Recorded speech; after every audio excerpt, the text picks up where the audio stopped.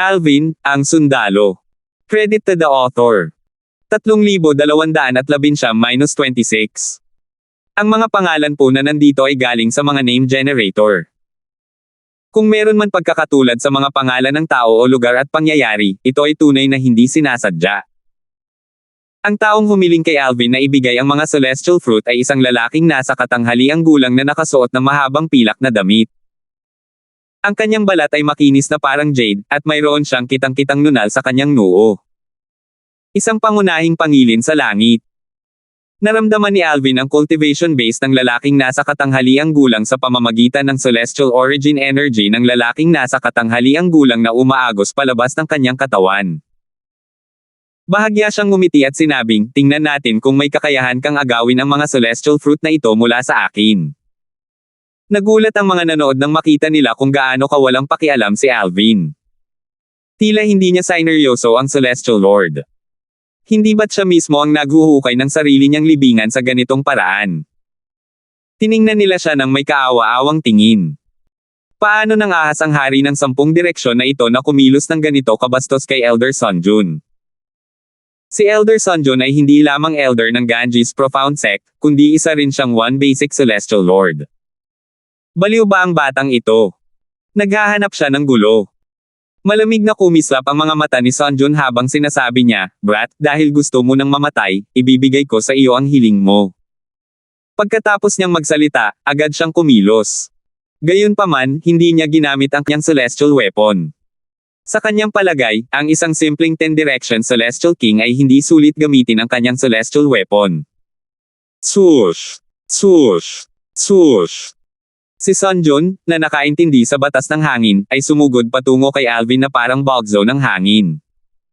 Nang malapit na siya kay Alvin, natuklasan niyang nawala na si Alvin sa ere.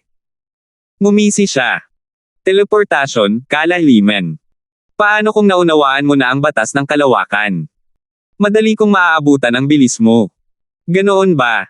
Nag-teleport si Alvin at muling lumitaw 100 metro sa likod ni Sunjun. Pagkatapos, sinabi niya ng natatawa, bibigyan kita ng pagkakataon. Tingnan natin kung kaya mo talagang mahabol ang bilis ko.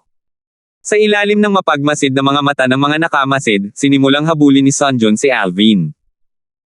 Gayunpaman, habang lumilipas ang oras, nabigo pa rin siyang mahuli si Alvin. Dahil dito, nagsimulang maging hindi maganda ang ekspresyon ng kanyang mukha. Sumulyap si Alvin kay Sunjun at pangungutya na sinabi, napakabagal mo. Nakakahiya ka sa mga kasama mo. Iyon lang. Tapos na akong makipaglaro sa iyo. Nang matapos magsalita si Alvin, nag-teleport siya at muling lumitaw sa likuran ni Sunjun. Kasunod nito, itinaas niya ang kanyang kamay para umatake. Nang makita ito, pinakawalan ni Sunjun ang kanyang celestial origin energy na pinalakas ng wind elemental profundity. Kasabay nito, 3 luhang espasyo ang lumitaw bago sumili ang 3 kulay abong sinag ng espada. Sumabog ang mga gininto ang apoy mula sa mga sinag ng espada habang naglalayag ang mga ito sa himpapawid. Madali itong dumaan sa celestial origin energy ni Sunjun at tumusok sa kanyang katawan na agad niyang ikinamatay. Kasabay noon, isang-isang pangunahing celestial lord ang namatay. Walang pakialam na sinabi ni Alvin pagkatapos niyang patayin si Sunjun, paano mo ako hinamon kung 3 lalim lang ang naunawaan mo mula sa batas ng hangin hanggang sa unang yugto. Samantala, natauhan na lamang ang mga nanood nang tuluyang mawala si Alvin sa kanilang paningin. Pinatay niya si Elder Sun. Mga langit. Isang simpleng hari ng 10 direksyon na celestial ang pumatay kay Elder Sunjun, isang-isang pangunahing Panginoong Celestial. Parang wala ng oras si Elder Sunjun para ilabas ang kanyang purong pandepensang celestial weapon. Masyadong mabilis ang bilis ng taong iyon. Nakakatakot talaga ang batas ng kalawakan. Kung hindi ako nagkakamali, naunawaan na niya ang kahit 4 na lalim sa unang yugto. Bukod pa rito, may mga gininto ang apoy na lumitaw noong umatake siya. Sino ang nakakaalam kung anong teknik iyon?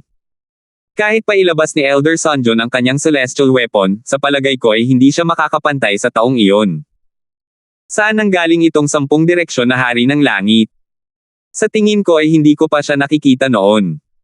Samantala, lumipat na si Alvin sa ibang lugar upang maghanap ng mas maraming celestial fruits at herbs.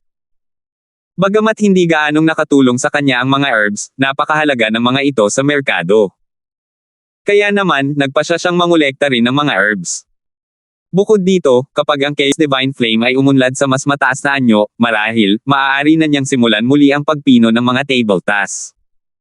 Sa sandaling ito, isang grupo ng 12 ang lumipad palapit kay Alvin. Ang kanilang pag-uusap ay agad na nakakuha ng interes ni Alvin. Lumitaw na ang prutas na celestial ng Red River. Tayo'y pumunta at tumingin-tingin. Nabalitaan kong naroon ang Palmfire Zen Sect at ang dalawang Celestial Lords ng Ganges Profound Sect. Iisa lang ang Red River Celestial Fruit kaya pinag-aagawan nila ito ngayon. Dahil naroon ang mga elder mula sa Palmfire Zen Sect at Ganges Profound Sect, walang paraan para makuha ng sinuman sa atin ang Celestial Fruit. Maaari lamang tayong manood ng palabas. Ang prutas na Celestial ng Red River. Agad na nagliwanag ang mga mata ni Alvin. Alam niyang makakatulong ang prutas na Celestial ng Red River sa pagpapataas ng cultivation base ng isang Celestial Lord. Ang ganitong prutas na Celestial ay itinuturing na isa sa pinakamahusay.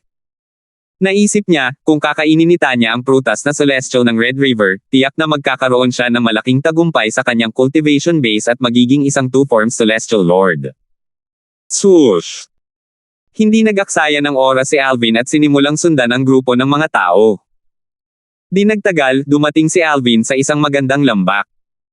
Nakita niya ang humigit kumulang 60 katao na nakapalibot sa dalawang matandang lalaki, nakasuot ng berdeng roba at asul na roba, na nasa gitna ng isang labanan. Sa maikling panahon lamang, natagpuan ng kanyang mga mata ang isang pulang celestial fruit na nakasabit sa isang lantadong puno malapit sa bangin ng lambak. Ang pulang prutas na celestial ay nababalot ng pulang ambon na gumagalaw na parang tubig. Dahil dito, ito ay pinangalan ng prutas na celestial ng pulang ilog. Sa oras na ito, same time na sinabi ng matandang lalaking nakaberde, matandang Wang, ako ang unang nakatuklas nitong celestial fruit.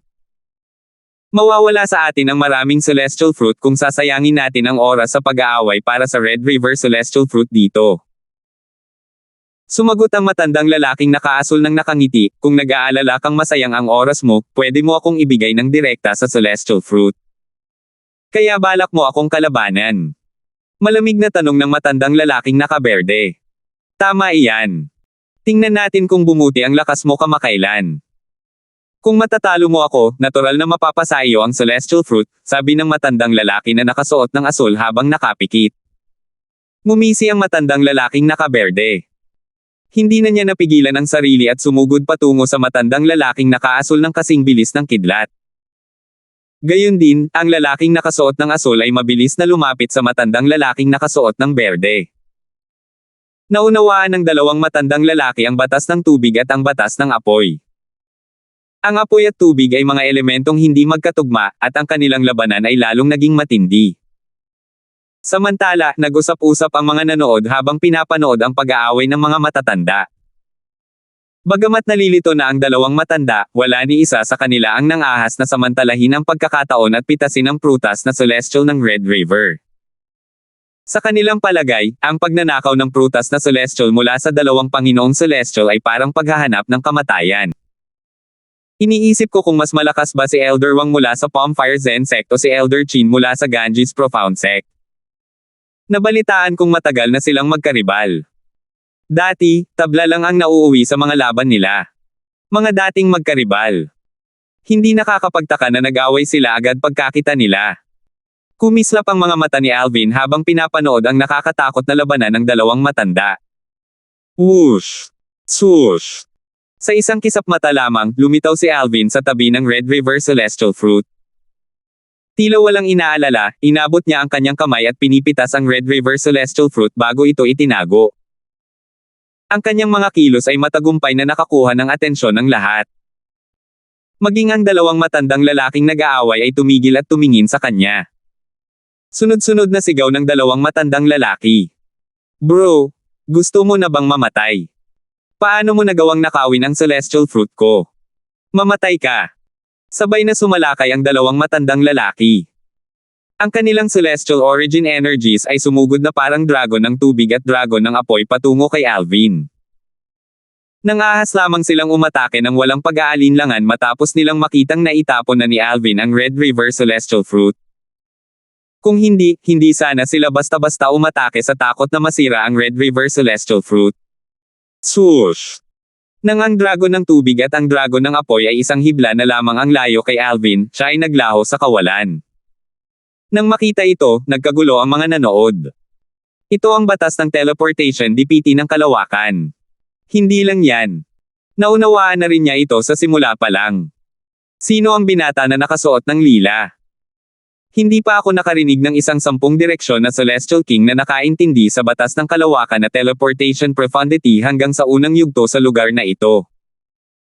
Samantala, muling ginamit ni Alvin ang teleportation profundity nang makita niya ang dalawang matandang lalaki na sinusubukang ikulong siya gamit ang kanilang banal na kamalayan.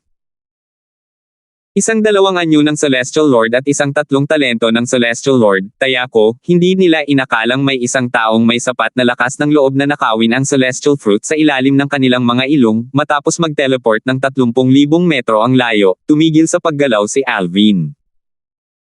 Alam niyang wala na siya sa saklaw ng banal na kamalayan ng dalawang matanda, at hindi nila siya masusubaybayan. Sa lambak, natural lang na nagalit ang mga matatanda dahil ninakaw ang Red River Celestial Fruit sa harap mismo ng mga mata nila. Matandang Wang, kasalanan mo kung bakit may nagnakaw ng Red River Celestial Fruit. Dapat mong sisihin ang sarili mo dahil hindi mo ako hinayaan na makuha ito ng mas maaga. Dahil dito, muling nagsimulang magtalo ang dalawang matandang lalaki. Samantala, ang grupo ng mga nanood ay tahimik lamang na nakamasid. Nang makabawi sila ng katinoan, dahan-dahan silang nagtakbuhan. Dahil wala na ang Red River Celestial Fruit, wala nang mapapanood na palabas. Mas makabubuti para sa kanila na magpatuloy sa paghahanap ng mga Celestial Fruit at mga halamang gamot. Malawak ang paraiso ng mga halamang gamot na nasa ika-3 baitang. Bagamat matagal ng panahon at maraming tao ang nakapasok sa kaharian, marami pa ring mga lugar na hindi pa nagagalugad. Ang ilan sa mga lugar na ito ay nakatago ng mga illusory formation kaya hindi ito mahahanap ng karamihan. Ang dahilan ng mga illusory formation ay upang ang mga papasok mamaya ay makapag-ani pa rin ng mga celestial fruit at mga halamang gamot. Natural, iyon ay kung makakakita lamang sila sa kabila ng mga illusory formation. Upang protektahan ang mga celestial fruits at herbs, walang mga nakakasakit na formations tulad ng spirit formation. Bukod doon, walang mga celestial beasts o tagapag-alaga na nagbabantay din sa mga prutas. Lahat ay malayang umani at pumitas ng mga celestial fruits at herbs. 3,220. Sa panahong ito, matagal nang nasa paraiso ng mga halamang gamot na nasa ika-3 baitang si Alvin at nakapag-explore na rin ng maraming lugar. Gayunpaman, hindi pa rin niya nakikita si Tanya. Kaya naman, nagpasya siyang magpadala ng mensahe rito. Tanya, nasaan ka? Mabilis na tumugon si Tanya, at inilalarawan ang kanyang kapaligiran kay Alvin. Kapatid na Alvin, nasa isang lugar ako na may 2 maliliit na burol, at may batis malapit sa isa sa mga maliliit na burol. Lahat ng mga halamang gamot dito ay naani na. Nakapunta ka na ba sa isang lugar na tulad nito? Medyo pamilyar yan. Susubukan kitang hanapin ngayon. Matapos tumugon kay Tanya, naglakbay si Alvin gamit ang teleportation profundity. Pagkalipas ng ilang panahon, sa wakas ay nakarating si Alvin sa isang lugar na katulad ng inilarawan ni Tanya. Kapatid na Alvin. Sigaw ni Tanya. Sa wakas ay muling nagkabalikan ang dalawa. Tanya, nakakuha ako ng Red River Celestial Fruit hindi pa katagalan. Pagkatapos mong umalis sa lugar na ito, maaari mo na itong kainin.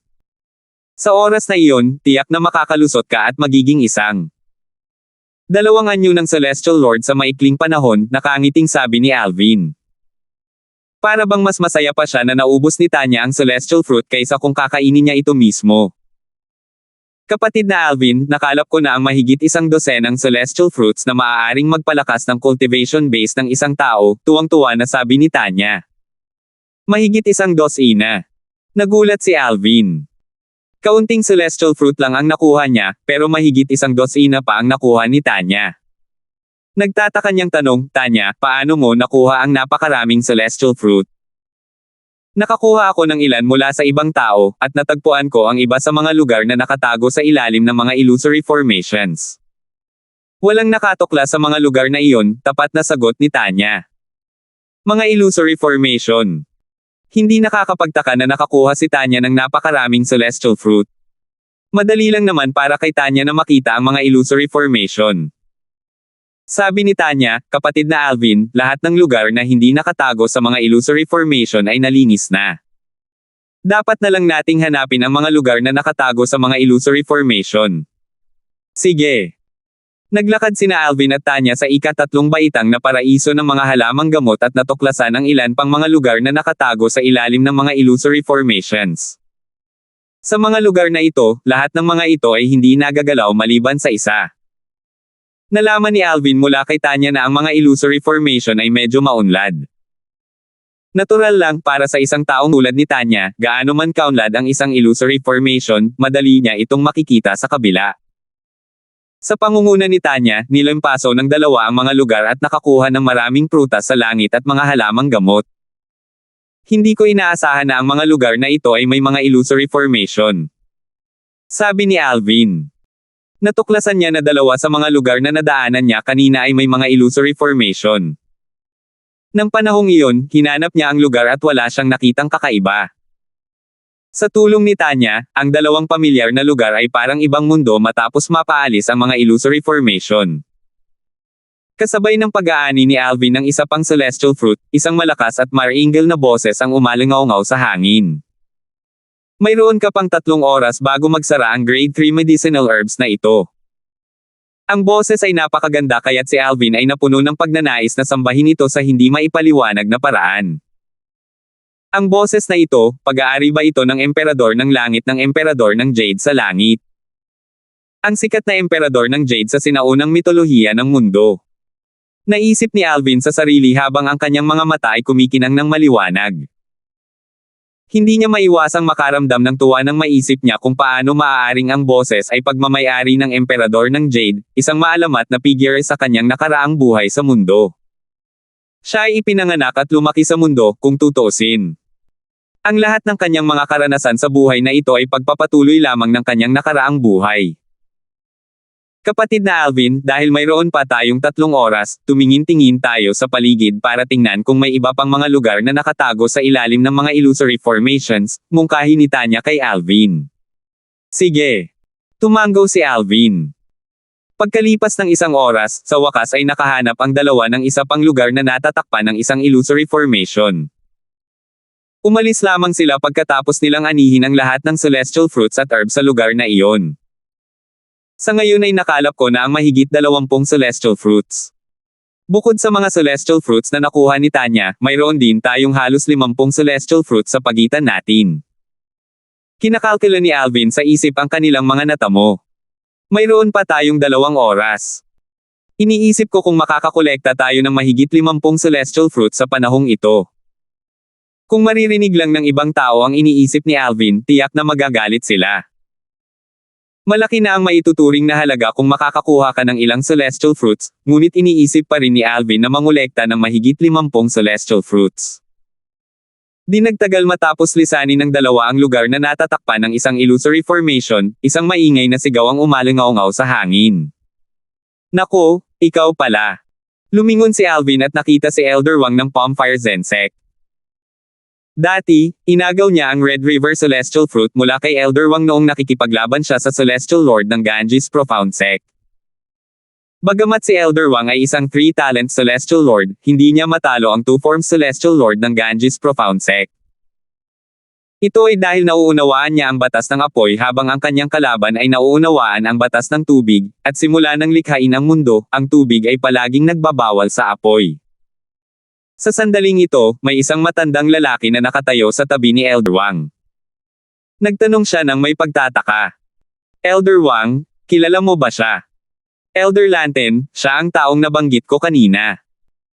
Noong nakikipaglaban ako kay Old Chin mula sa Ganges Profound Sect para sa Red River Celestial Fruit, sinamantala niya ang pagkakataon at inagaw ang prutas mula sa amin gamit ang batas ng kalawakan na teleportation profundity. Naunawaan pa niya ang teleportation profundity hanggang sa unang yugto, sagot ni Elder Wang sa malalim na boses. Base sa paraan ng pakikipag-usap niya sa matandang lalaki sa tabi niya, halata na ang matandang lalaki ay isa ring elder ng Bonfire Zen sect. Siya ba yan? Agad na nagliwanag ang mga mata ni Elder Lanten nang marinig niya ang mga salita ni Elder Wang. Pagkatapos, inilipat niya ang kanyang mga mata kay Alvin na parang isang mandaragit na nakatingin sa kanyang biktima. Sa sandaling ito, nakangiting nagtanong si Alvin, Elder Wang ba yan? May nahanap ka ba sa ngayon? Kahit mag-isa si Alvin, hindi siya natatakot kina Elder Wang at Elder Lanten, lalo na ngayong kasama niya si Tanya. Ang Bonfire Zen sect ay isa lamang sekta na nasa ika-5 baitang na walang titulong Celestial Lords. Bukod dito, ang mga elder na ipinadala sa ika-3 baitang na paraiso ng mga halamang gamot ay tiyak na hindi ang pinakamakapangyarihan sa Bonfire Zen sect. Sa kabila ng pagiging isang 10-direction Celestial King, tiwala siyang kaya niyang patayin ang 2 matandang lalaki mula sa Bonfire Zen sect sa loob lamang ng 3 hininga kung gagamitin niya ang kanyang 7 Orifices Exquisite Sword. Bagamat hindi pa rin kayang ilabas ni Alvin ang buong potensyal ng 7 Orifices Exquisite Sword, nakakuha na rin naman ito ng kaluluwa. Kaya naman, mas malakas na ito ngayon. Sa kasalukuyan, ang lakas ng espada ay nalampasan na ang Emperor-grade Celestial Weapons. Kahit ang mga pambihirang Emperor-grade Celestial Weapons ay hindi kayang tapatan nito. Bukod pa riyan, si Hana, ang kaluluwa ng 7 butas na kahangahangang espada, ay maaari ring magpakita ng pisikal na katawan at tulungan si Alvin.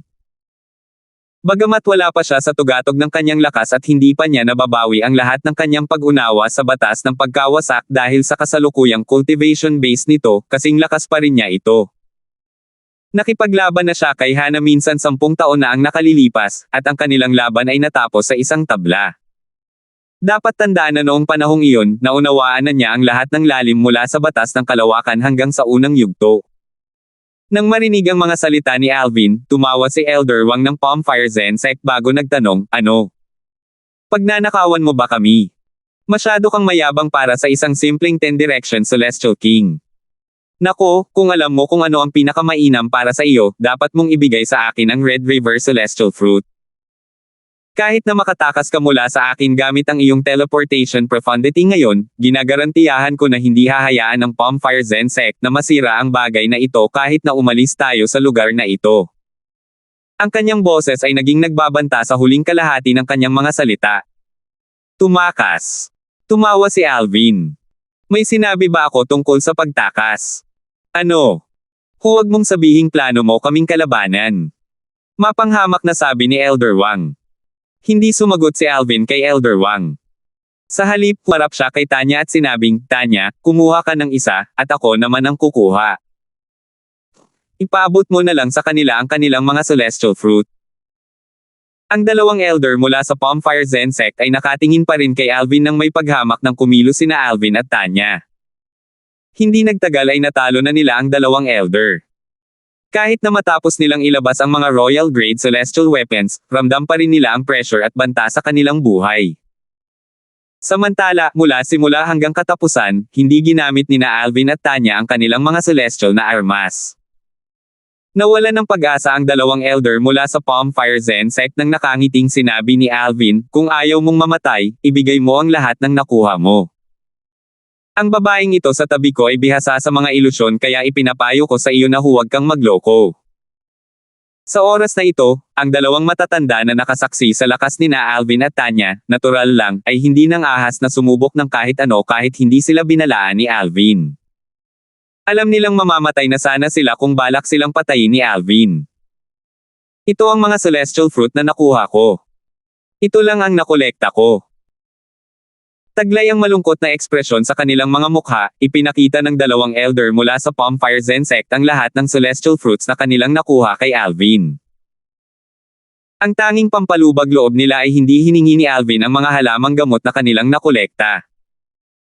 Sa kasamaang palad, kahit ang huling bahagi ng pampalubag loob na iyon ay nabasag ng mga sumunod na salita ni Alvin. Ibigay mo rin ang mga halamang gamot mo.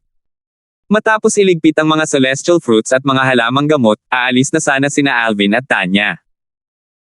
Sa sandaling ito, isang malakas na boses ang umalangaw-ngaw mula sa malayo. Mga matatanda, siya yan. Siya ang pumatay kay matatanda Sonjun. Nakuha ng boses ang atensyon ni na Alvin, Tanya, at ng dalawang elder mula sa Bonfire Zen Sect. Di nagtagal, 4 na lalaki ang lumitaw sa kanilang harapan. Ang grupo ay binubuo ng isang lalaking nasa katanghaliang gulang at 3 matandang lalaki. Nakilala ni Alvin ang isa sa mga matatanda bilang ang Elder Chin ng Ganges Profound Sect na nakalaban ni Elder Wang mula sa Bonfire Zen Sect. Ikaw yan. Sigaw ni Elder Chin ng Ganges Profound Sect. Malinaw na nakilala rin niya si Alvin. Wang Yuwang, Tirso Lanten, huwag kayong makialam dito. Ang Red River Celestial Fruit ng batang lalaki ay kabilang sa Ganges Profound Sect, sabi ni Elder Chin kina Wang Yu at Tirso, ang dalawang elder mula sa Bonfire Zen Sect. Tiwala siya dahil marami siyang kakampi. Gaya ng kasabihan, may lakas sa bilang. Ikaw. Sabi ni Tirso ng Bonfire Zen Sect. Gayunpaman, bago pa man matapos ni Tirso ang kanyang sasabihin, pinadalhan siya ni Wang Yu ng isang voice transmission para pigilan siya, huwag kang magsalita ng kahit ano sa kanya. Hindi lang naman tayo ang maaaring matalo, di ba? Pagkatapos noon, tumingin si Wang Yu kay Elder Chin ng Ganges Profound Sect at nagkunwaring nagalit habang sinasabi, Harley Chin, hindi ko hahayaang makuha mo ang Red River Celestial Fruit kung kasing dami mo ang mga tao namin. 3,221. Tumabi si Wang Yu ng Bonfire Zen Sect para manood ng palabas pagkatapos niyang magsalita. Nilinaw niya na hindi siya makikialam. Sumunod din si Tirso ng Bonfire Zen Sect at humakbang din sa gilid. Hindi mapigil ang kiligin ng gilid ng kanyang bibig sa buong oras. Malamig na tiningnan ni Harley, ang elder ng Ganges Profound Sect, si Alvin at mahinang nagtanong, Nako, pinatay mo ba si Elder Sonjo ng ating Ganges Profound Sect? Tama iyan. Walang pakialam na tumango si Alvin. Bakit mo pinatay si Elder Sonjun? Ang 3 iba pang lalaki mula sa Ganges Profound Sect ay malamig ding nakatitig kay Alvin sa sandaling ito. Sinubukan niya akong atakihin pagkatapos kong umani ng Celestial Fruit. Bakit? Dapat ba akong tumigil at hintayin siyang patayin ako? Mahinahong sabi ni Alvin habang iginagalaw ang kanyang tingin sa mga kalalakihan mula sa Ganges Profound Sect. Naku, dahil nang ahas kang pumatay ng isang elder ng Ganges Profound Sect, pwede ka nang manatili rito magpakailanman. Malamig na sabi ng nag-iisang lalaking nasa katanghaliang gulang sa grupo ng mga tao mula sa Ganges Profound Sect. Kumislap ang kanyang mga mata na may intensyong pumatay nang tumingin siya kay Alvin. Samantala, ang 3 iba pang matatanda, kabilang si Harley, ay nakatitig kay Alvin, naghihintay ng pagkakataong sumugod. Aatakihin ba ninyo akong lahat? Bahagyang ngumiti si Alvin habang sinasabing, siguraduhin ninyong pinag-isipan ninyo ito ng mabuti. Nako, ngayon ang anibersaryo ng iyong kamatayan. Ito ay para sa pagpatay sa isang elder mula sa Ganges Profound Sect. Sigaw ng lalaking nasa katanghaliang gulang. Nang malapit nang magsimula ang laban, hindi napigilan ni Tirso na tanungin si Wang Yu sa pamamagitan ng voice transmission, Elder Wang, dapat ba natin silang bigyan ng babala? Base sa sitwasyon, malabong magpakita ng awa ang mga batang ito tulad ng ginawa nila kanina. Elder Lanten, isa kang elder ng Bonfire Zen Sect. Bakit mo papakialam kung mamatay ang mga taga-Ganges Profound Sect? Walang pakialam na sagot ni Wang Yu sa pamamagitan ng voice transmission. Sa sandaling ito, sinimulan ng salakayin ng 4 na lalaki mula sa Ganges Profound Sect si Alvin. Dahil narinig nila mula kay Harley na naunawaan na ng binata na nakasuot ng lila sa harap nila ang batas ng teleportation profundity ng kalawakan hanggang sa unang yugto, balak nila itong patayin sa isang galaw lamang upang pigilan siyang makatakas. Malinaw na tuwang-tuwa si Wang Yu habang pinagmamasdan ang eksena sa harap niya. Di nagtagal, gaya ng inaasahan niya, ang 4 na lalaki mula sa Ganges Profound Sect ay napatay ng walang sinuman. Gayunpaman, nagulat siya na hindi ang binata na nakasuot ng lila ang gumawa ng aksyon. Sa halip, ang magandang babaeng nakasuot ng puting damit ang gumawa ng aksyon. Ang pinakanakakagulat, ang babae ay huminga ng wala pang isang beses para patayin ang 4 na Celestial Lords mula sa Ganges Profound Sect. Nanlambot ang mga panga ni Wang Yu at Tirso, at ang kanilang mga mata ay tila lalabas sa kanilang mga butas habang nakatitig kay Tanya. Attack ba yon? Nang maalala ni Wanyo at Tirso ang ekspresyon sa mukha ng apat na lalaki mula sa Ganges Profound Sect bago sila namatay, nakaramdam sila ng kilabot. Nanatili ang takot sa kanilang mga puso nang makabawi sila ng katinoan, at agad na naging seryoso ang kanilang mga ekspresyon. Naisip ni Tirso ng Palmfire Zen Sect, mabuti na lang at hindi niya ginamit ang galaw na ito noong nag-aaway kami kanina. Kung hindi, baka namatay na ako. Kanina, hinarap ni Alvin si Wanyo habang si Tanya ay nakaharap si Tirso. Kaya naman, matapos masaksihan ni Tirso ang pagpatay nito sa mga kalalakihan mula sa Ganges Profound Sect, alam na alam niya na si Tanya ay nagpigil ng husto noong naglaban sila kanina. Matapos makuha ang mga spatial ring at ang mga celestial weapon ng grupo mula sa Ganges Profound Sect, tinanong ni Alvin si Wanyo, sa tingin mo ba ay maaari mong hiramin ang mga kamay namin para patayin ang mga taong iyon? Natural lang na alam ni Alvin na sadyang itinago ni Wanyo ang impormasyon mula sa mga taong iyon mula sa Ganges Profound Sect. Tunay nga. Hindi binalaan ni Wanyo ang mga tao mula sa Ganges Profound Sect dahil alam niyang minamaliit nila si Alvin at daranasin ang mga kahihinatnan bilang resulta. Panginoon, hindi ko po iyon intensyon. Naisip ko lang na hindi tayo ang dapat matalo. Gusto ko lang makita silang mawala rin ang kanilang mga celestial fruit at herbs, mabilis na paliwanag ni Wanyo habang nagbabago ang ekspresyon ng kanyang mukha. Kung tutuusin, kung hindi sila ang unang umatake, wala kayong magiging makatwirang dahilan para agawin ang kanilang mga celestial fruit at herbs, hindi ba? So sinasabi mong ginagawa mo iyon para tulungan ako? Nakangiting tanong ni Alvin. Siyempre naman.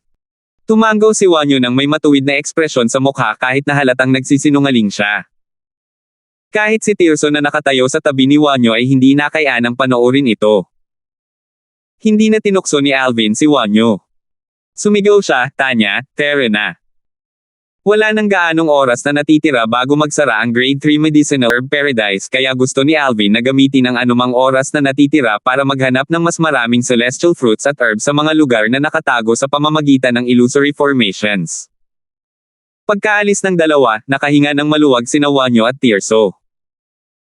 Ngumiti ng mapait si Wanyo habang sinasabi, sino ang mag-aakala na ang isang 10-direction Celestial King at isang 1 basic Celestial Lord ay magiging ganito kalakas?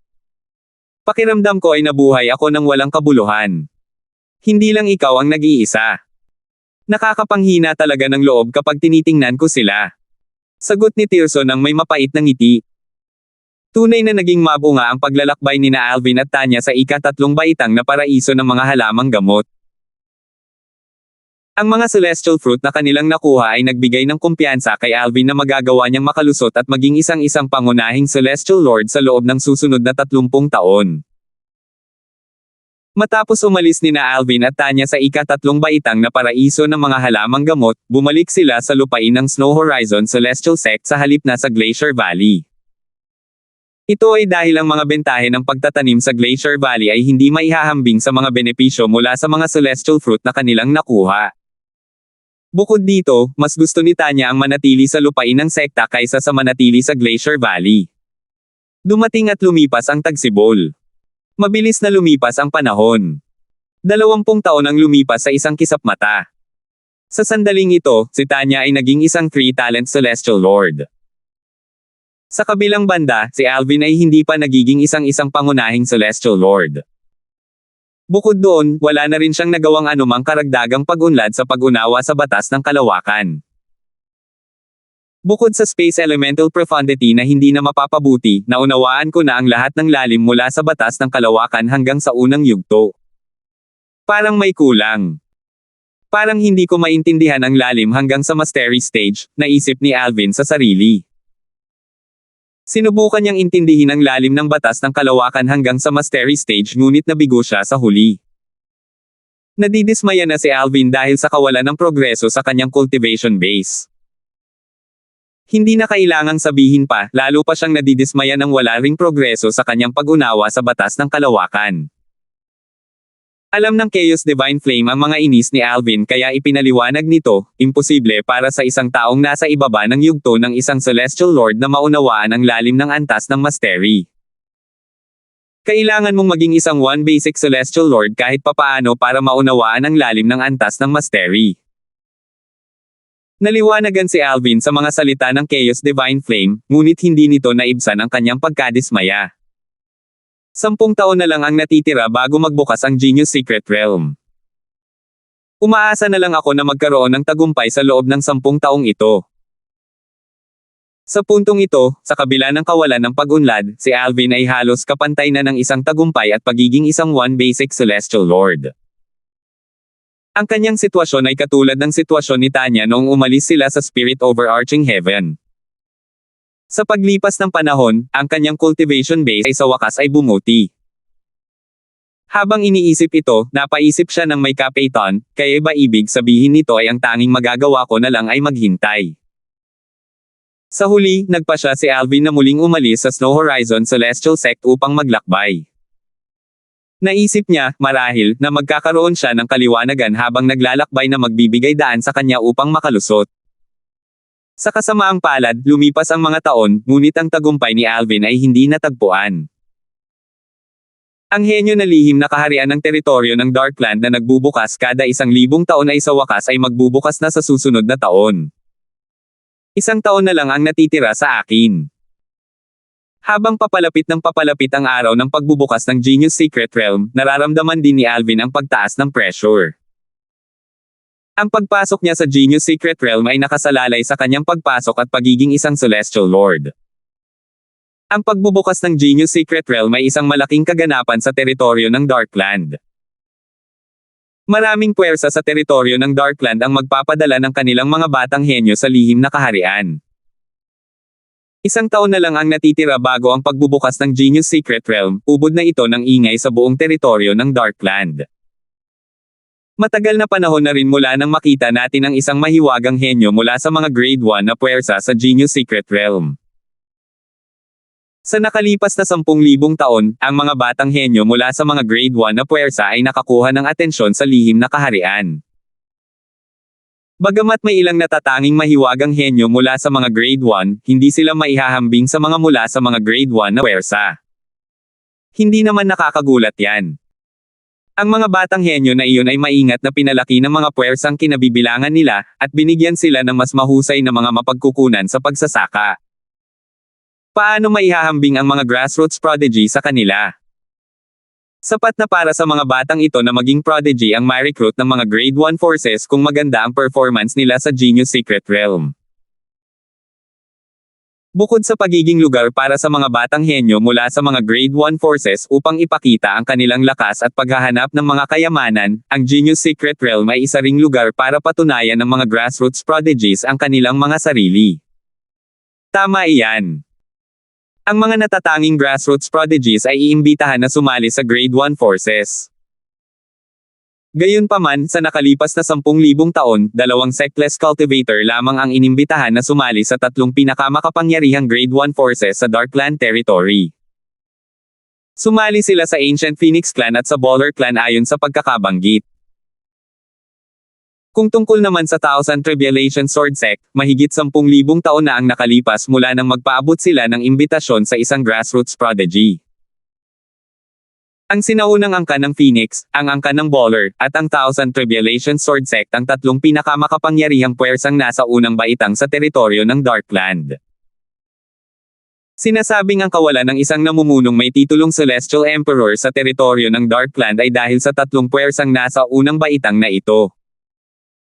May mga hinala na ang 3 sekta ay may mga Celestial Emperor na maihahambing sa mga tinaguriang Celestial Emperor. May mga bulong-bulungan na ang mga Celestial Emperor na ito ay hindi nag-abalang angkinan ang kanilang mga titulo sa Title Temple. Dahil sa maselang balanse sa pagitan ng 3 puwersa, walang isang puwersa sa 3 ang tanging nangingibabaw sa teritoryo ng Darkland. Tanging ang mga Celestial Lord na wala pang 1,000 taong gulang ang maaaring makapasok sa Genius Secret Realm. Ang mga may kakayahang maging Celestial Lord bago ang edad na 1,000 ay walang dad ang mga henyo. Bukod sa mga batang henyo mula sa iba't ibang puwersang nasa unang baitang, ang mga cultivator na walang sekta at mga cultivator mula sa mga puwersang nasa ibaba ng unang baitang ay sama-samang kilala bilang mga grassroots prodigies. Karamihan sa mga batang henyo mula sa mga puwersang grade 1 ay pumapasok sa Genius Secret Realm upang maghanap ng mga kayamanan at mga di inaasahang engkwentro, habang ang mga grassroots prodigies, bukod sa paghahanap ng mga kayamanan at mga di inaasahang engkwentro, ay karaniwang pumapasok sa lihim na kaharian upang ipakita ang kanilang lakas sa pag-asang maimbitahan na sumali sa isang puwersang grade 1.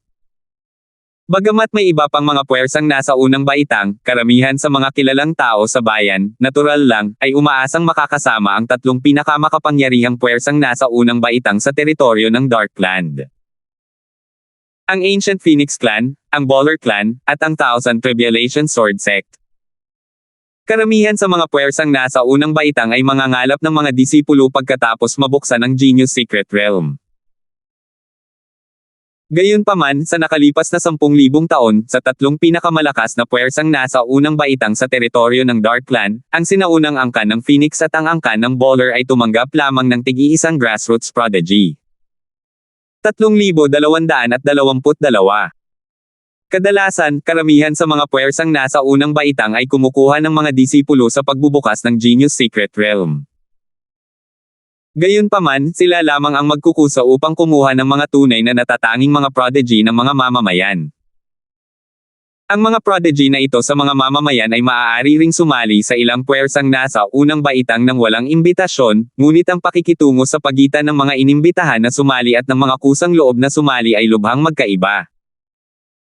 Sa nakalipas na 10,000 taon, dalawa sa tatlong pinakamalakas na puwersang nasa unang baitang sa teritoryo ng Darkland, ang sinaunang angkan ng Phoenix at ang angkan ng Baller, ay nag-imbito lamang ng tig-iisang bata na sumali sa kanila. Sa kabilang banda, ang pangatlong pinakamalakas na puwersang nasa unang baitang, ang Thousand Tribulation Sword Sect, ay hindi pa nag-imbite ng kahit sino sa nakalipas na 10,000 taon. Iniisip ko kung mayroon bang sino mang kilalang tao sa komunidad na itinuturing ng Thousand Tribulation Sword Sect na karapat-dapat na imbitahan. Malayong mangyari iyon. Ang pamantayan ng Thousand Tribulation Sword Sect ay mas mataas kaysa sa Ancient Phoenix Clan at Baller Clan. Hindi nila basta-basta iimbitahan ang isang grassroots prodigy na sumali sa kanila. Sang-ayon ako. Kung ikukumpara sa Thousand Tribulation Sword Sect, mas malaki ang posibilidad na makita natin ang Ancient Phoenix Clan o ang Baller Clan na nag-iimbite ng isang grassroots prodigy na sumali sa kanila. May mga pasukan papunta sa Genius Secret Realm sa buong teritoryo ng Darkland. Hanggat natutugunan ang mga kinakailangan, sino man ay maaaring makapasok sa Genius Secret Realm. Kahit ang isang tao mula sa ibang teritoryo ay maaaring makapasok sa Genius Secret Realm hanggat sila ay isang Celestial Lord na wala pang 1,000 taong gulang. Bukod pa riyan, ang mga pasukan ng Genius Secret Realm ay magbubukas lamang sa loob ng 3 araw at 3 gabi. Pagkatapos noon, wala nang paraan para makapasok sa Secret Realm. Maraming tao sa buong teritoryo ng Darkland ang nasa katulad na sitwasyon ni Alvin.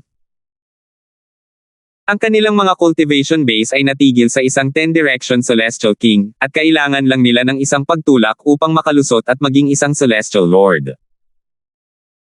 Habang papalapit ng papalapit ang pagbubukas ng Genius Secret Realm, lahat sila ay bal-isang naghahanap ng pagkakataon upang makalusot at maging isang Celestial Lord upang makapasok sa Secret Realm. Habang lumilipis ang mga araw, papalapit ng papalapit ang pagbubukas ng Genius Secret Realm. Sa sandaling ito, nakaupo si Alvin sa isa sa mga lambak ng bundok sa Snow Horizon Celestial Sect. Bumantong hininga siya bago bumulong sa sarili, tapos na ang lahat para sa akin. 1 buwan na lang ang natitira. Iniisip ko kung magagawa ko bang linlanggan ang Genius Secret Realm para papasukin ako kung gagamitin ko ang Consumable Royal Grade Celestial Weapon para mapalakas ang aking cultivation base tungo sa pagiging isang one basic Celestial Lord. Dahil sa kaisipang iyon, nagpasya si Alvin na hanapin si Hermes, ang pinuno ng sekta ng Snow Horizon Celestial Sect, para sa mga kasagutan. Matapos ang lahat ng mga taon nito sa sekta, alam niya na si Hermes ang pinakamaalam na tao sa sekta.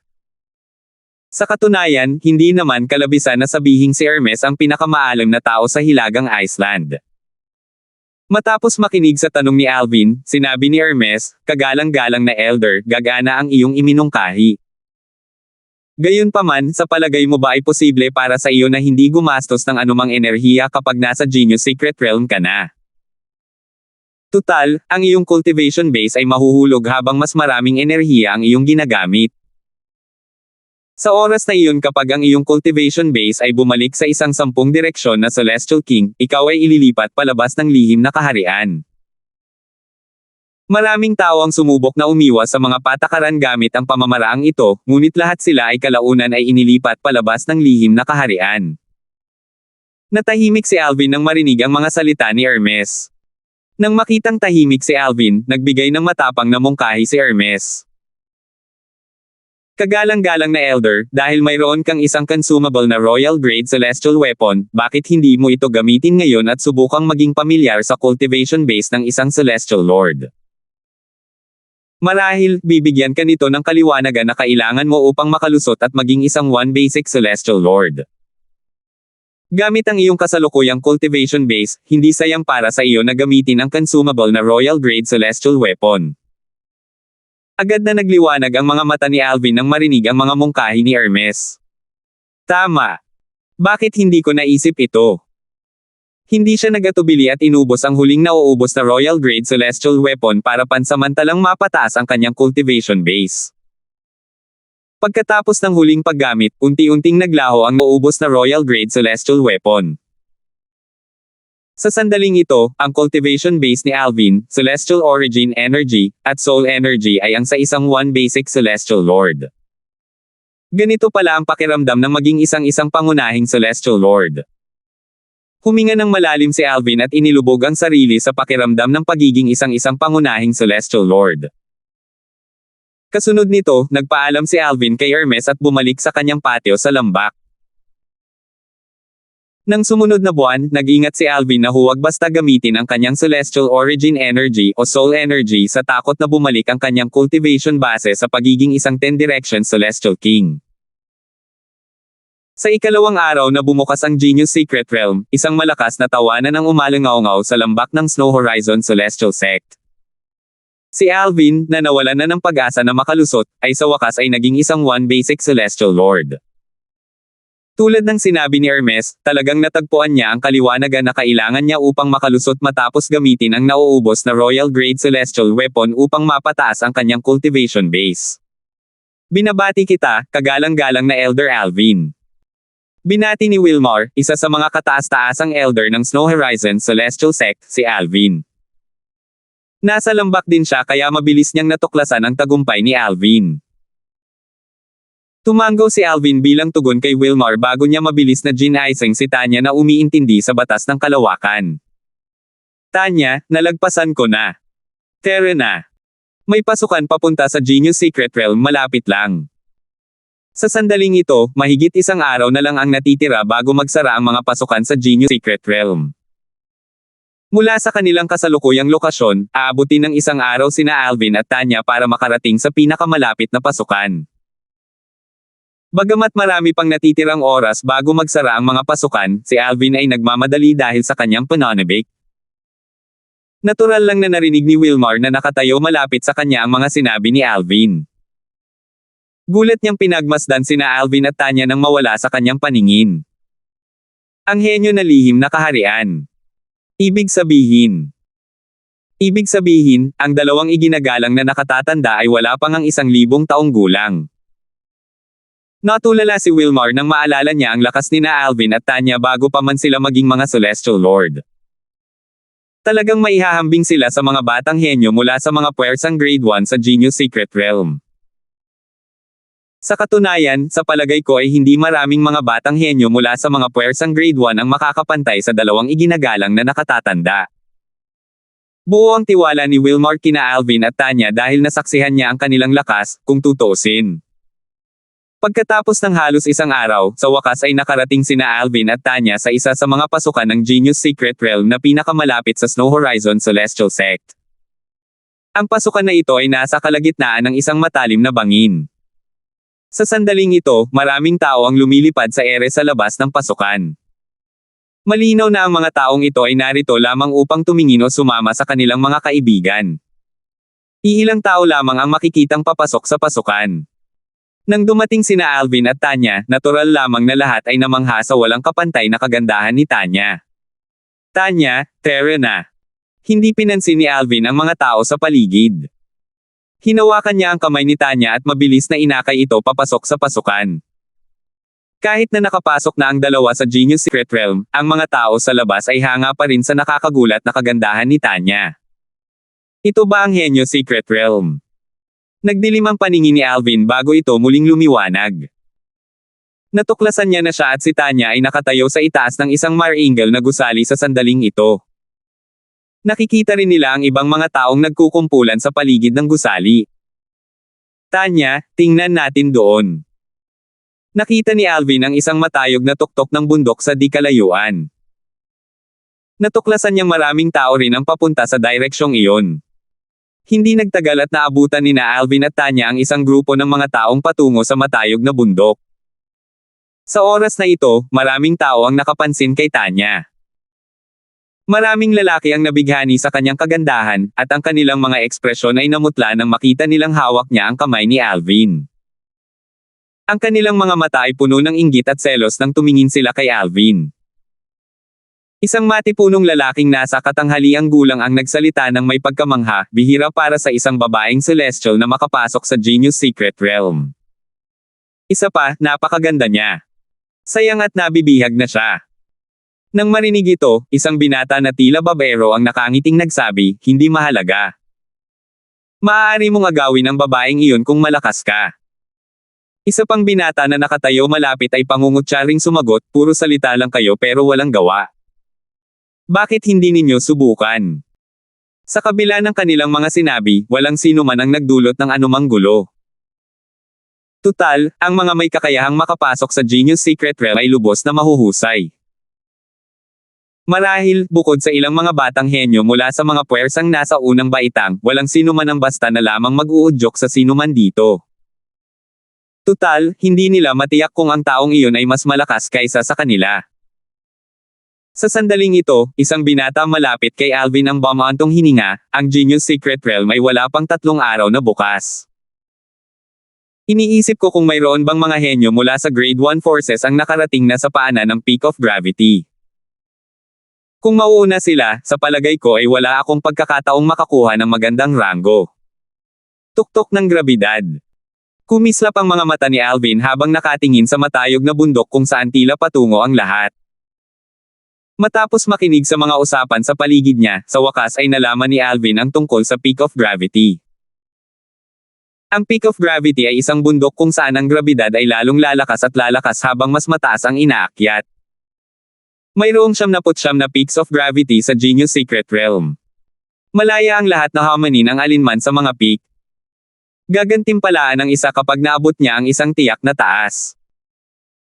Kung makapagtala siya ng bagong record, maaari pa siyang gantimpalaan ng Emperor Grade Celestial Weapon o isang bagay na may katulad na halaga. Hindi na kailangang sabihin, hindi madaling magtala ng bagong record. Si Alvin, na napukaw ang interes, ay patuloy na nakikinig sa mga usapan sa paligid niya. Ayon sa tala ng Peak of Gravity, halos 20,000 taon na ang nakalipas mula nang may makapagtala ng bagong tala. Sa tingin ko ang huling taong nakagawa nito ay Jansen, ang kasalukuyang pinuno ng sect ng Thousand Tribulation Sword Sect, tama ba? Tama. Noon, nagtakda si Sect Leader Yale ng bagong record sa pamamagitan ng pag-angat ng 37,086 na metro gamit ang cultivation base ng isang 6-combo Celestial Lord. Pagkatapos noon, ginantimpalaan siya ng isang Emperor Grade Celestial Weapon.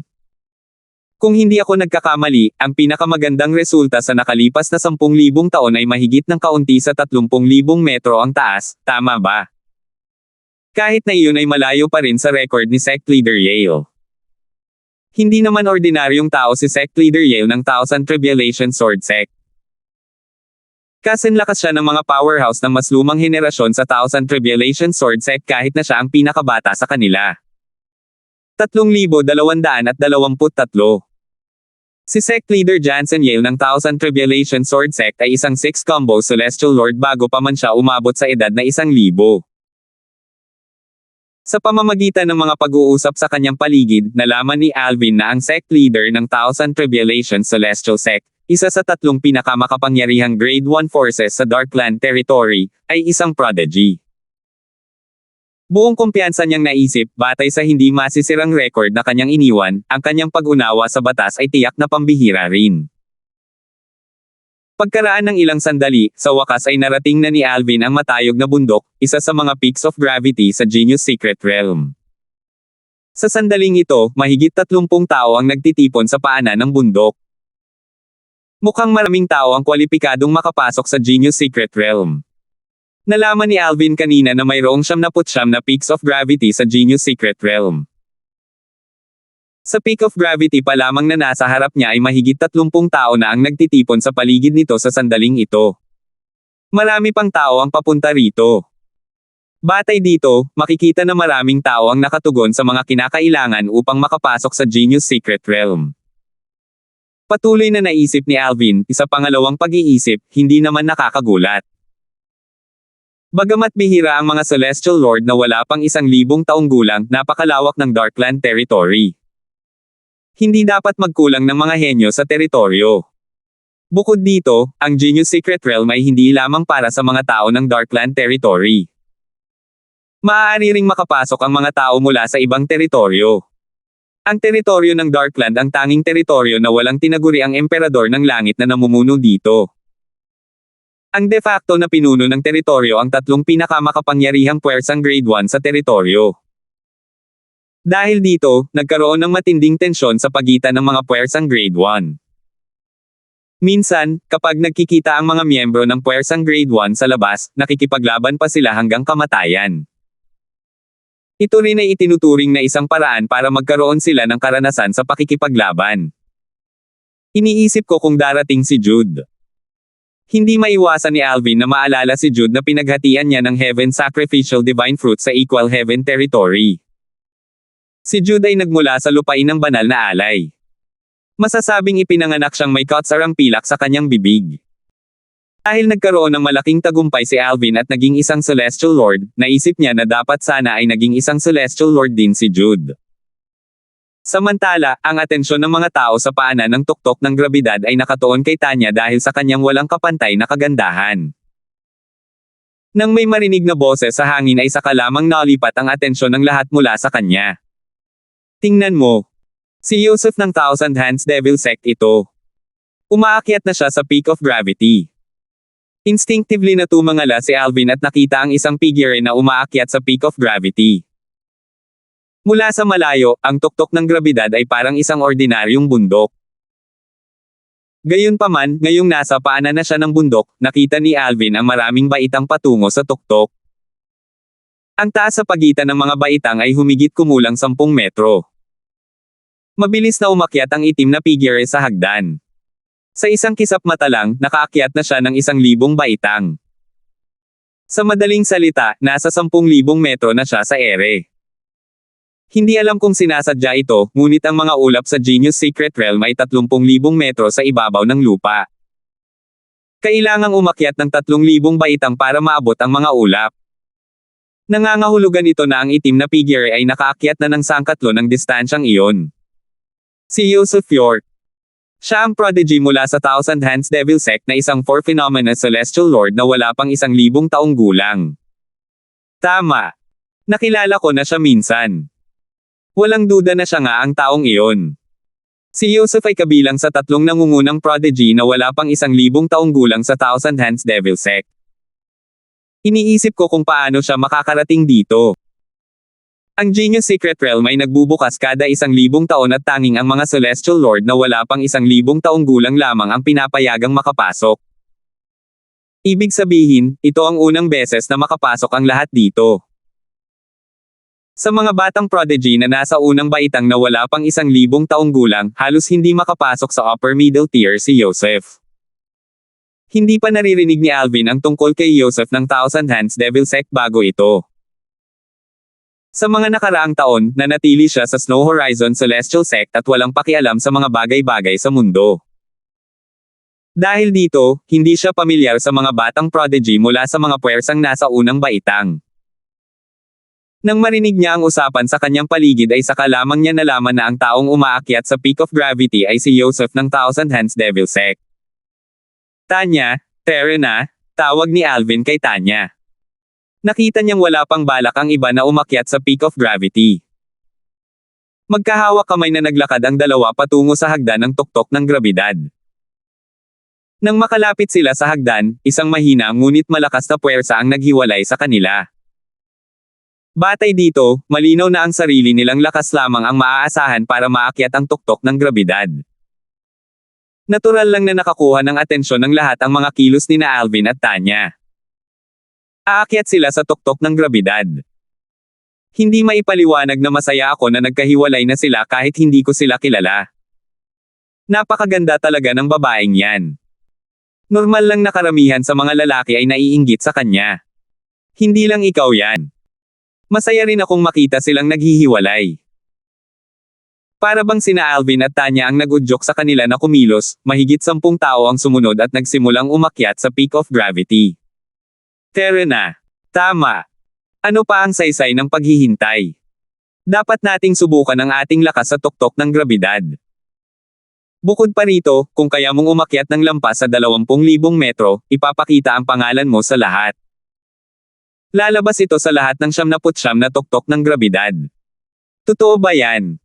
Gusto kong ipakita ang pangalan ko sa lahat. Hindi nagtagal, sabay na narating ni na Alvin at Tanya ang ika-1,000 baitang ng peak of gravity. Nasa 10,000 metro na sila ngayon sa ibabaw ng lupa. Totoo iyan. Habang tayo ay nasa itaas, mas malakas ang grabidad. Sa sandaling ito, hindi pa nararamdaman ng dalawa ang pressure mula sa grabidad. Bukod dito, halata na ang kanilang bilis ng pag-akyat ay mas mabilis kaysa kay Joseph ng Thousand Hands Devil Sect. Sa paanan ng bundok, natural lang na napansin ng mga hindi pa nakakaakyat sa peak of gravity ang pag-usad ni na Alvin at Tanya. Natigilan sila sa pag-usad ng dalawa, kaya nagsimula silang mag-usap. Sino sila? Mas mabilis silang nakarating sa ika-1,000 baitang kaysa kay Joseph. Hindi ko alam. Pero, mukhang galing sila sa isang grade 1 force. Sa palagay ko ay hindi. Kung galing sila sa isang puwersang pang grade 1, imposibleng walang makakakilala sa kanila. Marahil, sila ay mga disipulong walang gaanong kilala ng isang mataas na opisyal mula sa isang grade 1 force. Posible na hindi sila nagpapakita ng kahit ano bago ito at nagplanong gumawa ng pangalan para sa kanilang sarili sa Genius Secret Realm. May posibilidad din na sila ay mga kababalaghan lamang sa lipunan. Samantala, nang marating ni na Alvin at Tanya ang ika-1,100 na baitang, tumangala si Alvin at nakita si Joseph ng Thousand Hands Devil Sect. Malaki ang naging pagbagal ng bilis ni Joseph pagkatapos ng ika-1,600 na baitang. Halatang nagsisimula na siyang makaramdam ng pressure mula sa grabidad. Sa sandaling ito, hindi pa nga nakakarating si Joseph sa ika-1,700 na baitang. Sa kabaligtaran, hindi bumagal ang pag-akyat ni na Alvin at Tanya. Hindi nagtagal at naabutan nila si Joseph pagkatapos ng ika-1,800 na baitang. Sa sandaling ito, si Joseph, na nakasuot ng itim mula ulo hanggang paa, ay may ekspresyon ng pagkagulat sa kanyang karaniwang walang ekspresyong mukha nang makita niyang may 2 taong nakahabol sa kanya. Mas lalo siyang nagulat nang matuklasan niyang hindi niya kilala ang dalawa. Mga batang prodigy. Bilang isang prodigy ng isang grade 1 force, lubos na natitiyak ni Joseph na ang duo ay hindi galing sa isang grade 1 force. Paminsan-minsan ay nagkakaroon ng mga pagtitipon ng mga batang prodigy mula sa grade 1 force, at dinadaluhan niya ang lahat ng mga ito. Nakilala niya ang lahat ng mga batang prodigy mula sa grade 1 force, kaya naman, natitiyak niyang ang duo ay hindi galing sa isang grade 1 force. Swoosh! Swoosh! Di nagtagal, nakita ni Joseph sina Alvin at Tanya na mabilis na naabutan siya. Sa isang kisap mata, narating na ng dalawa ang ika-1,900 na baitang. Ang batas ng kalawakan. Base sa kulay abong liwanag ng celestial origin energies ni na Alvin at Tanya, masasabi ni Joseph na naunawaan na ng dalawa ang batas ng kalawakan. Samantala, isang kaguluhan ang sumiklab sa paanan ng tuktok ng grabidad nang makita ng lahat ang bilis ni na Alvin at Tanya. Dahil dito, natitiyak nilang madali nilang mararating ang ika-2,000 baitang. Sa oras na ito, makikita ang isang listahan ng mga pangalan sa tuktok ng grabidad. Katabi ng mga pangalan ang mga baitang na kanilang kinalalagyan ngayon. Ang mga baitang sa tabi ng mga pangalan ay patuloy na nagbabago. Halimbawa, si Shelton Bowler, na pumangalawa sa ika-2113 baitang, ay umakyat sa unang pwesto nang magbago ang kanyang mga baitang. Nalampasan na nila si Joseph. Mula simula hanggang ngayon, hindi pa rin sila bumagal. Sigurado akong makakarating sila sa ika-2000 hakbang kahit papaano. Tingnan mo. Nagsisimula nang lumitaw ang mga pangalan sa tuktok ng grabidad. Nariyan si Pingzi ng sinaunang Phoenix Clan, ang Shelton Bowler ng Bowler Clan, at si Clark Orleans ng Heavenly Profound Dao Sect. Nariyan din. Habang ang mga mata ng lahat ay nakatuon sa mga pangalan sa itaas ng tuktok ng grabidad. Swoosh! Swoosh! Sa wakas ay narating na nina Alvin at Tanya ang ika-2000 baitang. Pagkatapak pa lang niya sa ika-2000 baitang, nakaramdam siya ng pressure na bumababa sa kanya. Ang puwersa ng grabidad dito ay nasa ibang antas kumpara sa mga baitang sa ibaba. Kapatid na Alvin. Ang puwersa ng grabidad ay lumalakas. Sabi ni Tanya sa pamamagitan ng voice transmission. Nararamdaman ko rin, sagot ni Alvin. Tiniis ng dalawa ang tumitinding pressure at nagpatuloy sa pag-akyat sa peak of gravity nang may marinig silang boses. Pangalan po. Nang tumangala ang dalawa, nakita nila ang isang panulat sa harap nila. Hindi ito walang laman. Kaya nila itong hawakan nang iabot nila ang kanilang mga kamay. Maliwanag, dapat nilang isulat ang kanilang mga pangalan gamit ang panulat. Nang matapos isulat nina Alvin at Tanya ang kanilang mga pangalan, lumitaw ang kanilang mga pangalan sa itaas mismo ng tuktok ng grabidad. Ika-2000 hakbang ni Tanya. Ika-2000 hakbang ni Alvin. Dahil dito, makikita ng lahat ng malapit sa peak of gravity ang kanilang mga pangalan. 3,224. Tanya. Alvin. Kilala mo ba sila? Sa tingin ko hindi sila galing sa isang grade 1 na puwersa. Bago ito, ang mga pangalang lumitaw sa peak of gravity ay kabilang sa mga prodigy na iyon mula sa mga puwersang nasa unang baitang. Ang mga pangalan ng dalawang prodigy na ito sa grassroots ay mabilis na lumitaw. Ang mga tao sa lahat ng 99 peaks of gravity ay masigasig na nag-uusap tungkol sa dalawang hindi pamilyar na pangalan na lumitaw. Karamihan sa mga prodigy sa teritoryo ng Darkland ay kabilang sa mga puwersang grade 1. Kinokontrol ng mga puwersang grade 1 ang napakaraming mapagkukunan at maingat na inalagaan ang mga prodigy na ito mula pa noong sila ay bata pa. Sa makatuwid, hindi nakagulat na ang mga puwersang ito ay maraming prodigy. Gayunpaman, sa sandaling ito, ang dalawang bagong dating na pinaghihinalaan ng lahat ng mga grassroots prodigies ay mabilis na sumikat sa peak of gravity, at ang kanilang mga pangalan ay lumitaw pa sa mga pangalan ng mga batang prodigies mula sa grade 1 forces. Paanong hindi makakaramdam ng excitement ang ibang grassroots prodigies? Bagamat mas maraming grassroots prodigies sa Genius Secret Realm kumpara sa mga batang prodigies mula sa Grade 1 Forces, ang mga batang prodigies mula sa Grade 1 Forces ay kadalasang nakahihigit sa mga grassroots prodigies. Sa makatuwid, lahat ng grassroots prodigies ay nagbigay pansin sa sinumang grassroots prodigy na ang pangalan ay lumabas sa peak of gravity. Habang abala ang lahat sa pag-uusap tungkol kina Alvin at Tanya, isa na namang kaguluhan ang sumiklab. Isa na namang hindi pamilyar na pangalan ang lumitaw sa tuktok ng grabidad. Ika-2000 hakbang ng Zeren Holt. Hoy, isa na namang taong tila isang grassroots prodigy ang nakapasok sa peak of gravity's ranking. Zeren Holt. Hindi ko pa siya naririnig. Dapat isa rin siyang bata sa mga mamamayan, di ba? Sa tingin ko, mukhang maraming natatanging mga bata sa bayan ang humuhupa sa pagkakataong ito. Maraming mga kilalang tao sa komunidad na hindi pa nakakaakyat sa tuktok ng grabidad ang na-inspire ng mga resultang kanilang nakita at nagsimulang umakyat sa tuktok ng grabidad. Sa kasalukuyan, mayroong 22 pangalan sa peak of gravity. Sina Alvin at Tanya ay nasa ika-4 at ika-5 pwesto ayon sa pagkakabanggit. Gayunpaman, ang distansya sa pagitan ng dalawa at ng mga taong nasa unahan ay patuloy na lumiliit. Patindi ng patindi ang pressure. Pinatatag ni Alvin ang sarili at tiniis ang puwersa ng grabidad. Gayunpaman, ramdam pa rin niya ang matinding pressure nang makarating siya sa ika-2600 na baitang. Nang lumingon siya upang tingnan si Tanya na tila hindi naapektuhan ng grabidad, sinabi niya rito sa pamamagitan ng voice transmission, "Tanya, hindi mo na kailangang maghintay pa sa akin. Sikapin mong umakyat ng mataas hanggat maaari." "Sige." Tumango si Tanya bilang pagsang-ayon at nagpatuloy sa paglakad paakyat nang makita niya ang ekspresyon ng paghihikayat sa mga mata ni Alvin.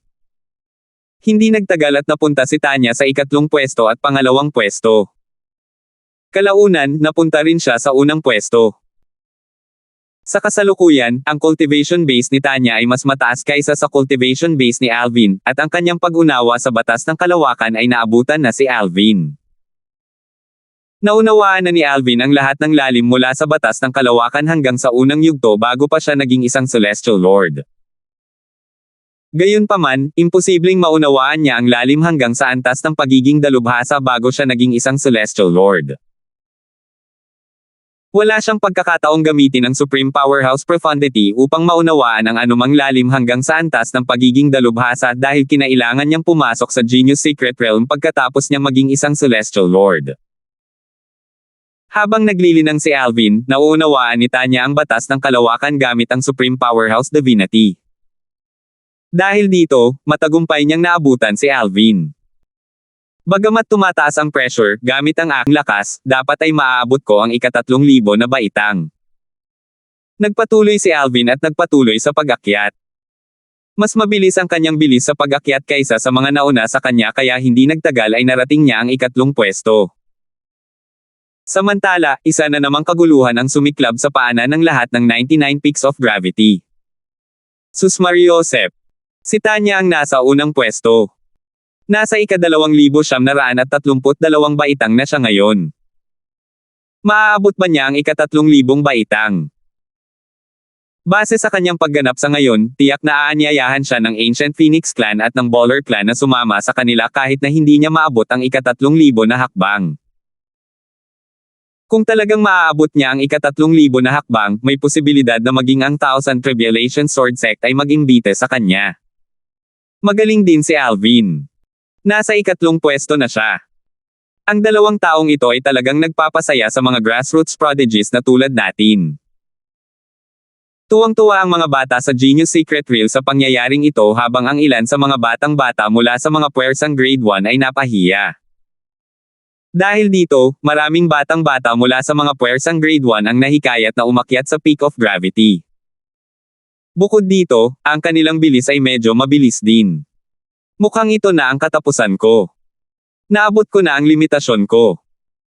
Kahit kaya kung ay teleport ang sarili ko papunta sa tuktok, sigurado akong masasaktan ako dahil sa puwersa ng grabidad doon sa taas. Mas malaki ang mawawala sa akin kaysa sa makukuha ko kung magpapatuloy ako. Sa wakas ay nagpasya si Alvin na huminto nang marating niya ang ika-2,839 na baitang. Babalik ako para lupigin ang tuktok ng grabidad pagkatapos kong maunawaan pa ang batas ng kalawakan. Dahil ang Genius Secret Realm ay magbubukas sa loob ng 10 taon, marami akong oras para bumalik. Pinakalma ni Alvin ang sarili sa kaisipang ito. Tiwala siyang mauunawaan niya ang lalim mula sa batas ng kalawakan hanggang sa antas ng kahusayan sa loob ng 10 taon simula nang taglayin niya ang Supreme Powerhouse Divinity. Matapos ayusin ni Alvin ang kanyang mga iniisip, tumangala siya sa unahan. Tanya, siya. Malapit na siyang makarating sa ika-3,000 baitang. Patuloy na nanood si Alvin, at di nagtagal, tuwang-tuwa siyang pinagmasdan ang pagdating ni Tanya sa ika-3,000 baitang. Nagawa niya. Kapatid na Alvin, ang pressure ay nakakapanghina. Maya-maya pa ay umalangaw-ngaw ang boses ni Tanya sa tainga ni Alvin. Base sa boses nito, alam niyang nagiging mahirap na ito para sa kanya. Tanya, tumigil muna tayo. Ang galing ng ginawa mo. Maaari tayong bumalik upang hamanin muli ang peak of gravity sa hinaharap. Sagot ni Alvin sa pamamagitan ng voice transmission. Habang inaakyat niya ang peak of gravity, natuklasan niya na hindi lamang ito isang pagsubok ng lakas kundi isang pagsubok din ng pasensya. Bagamat pareho silang pambihira ni Tanya sa kanilang mga kapantay, maraming 5-element Celestial Lords at 6 combo Celestial Lords mula sa mga puwersang nasa unang baitang. Hindi na kailangang sabihin, ang pag-unawa ng mga Celestial Lord na ito sa batas ay hindi mas mababa kaysa sa pag-unawa niya at ni Tanya sa batas. Noon, ang sect leader ng Thousand Tribulation Sword Sect ay lumikha ng isang bagong record noong siya ay isang 6-combo Celestial Lord. Tiyak na naunawaan na niya ang higit sa isang lalim ng Mastery Stage noong panahong iyon. Dati, hindi masyadong inisip ni Alvin ang tagumpay ni Jansen, ang sect leader ng Thousand Tribulation Sword Sect. Gayunpaman, ngayong naakyat na niya ang peak of gravity, napagtanto niya kung gaano kahanga-hanga ang tagumpay ni Jansen. Maraming tao ang nakakita kina Tanya at Alvin na bumaba mula sa tuktok ng grabidad. Sa sandaling ito, wala ni isa sa mga lalaki ang nainggit kay Alvin nang makita nilang hawak ni Tanya ang kamay nito. Tutal, ang isang lalaking tulad ni Alvin ay higit pa sa karapat-dapat sa isang natatanging kagandahan. Ang galing mo, kapatid. Kapatid, lahat kaming mga kababayan na prodigy ay ipinagmamalaki ka at ang iyong kasama. Kapatid, kayo ba ng kasama mong mga kababalaghan sa bayan ay mga kahanga-hangang tao? Bukod kay Yusuf ng Thousand Hands Demon Sect, ang iba pa sa paanan ng bundok ay karamihan ay mga kababayan. Lahat sila ay masiglang bumati kina Alvin at Tanya. Tama. Tumanggo si Alvin. Pumasok ako sa Genius Secret Realm sa pag-asang makasali sa isang Grade 1 Force.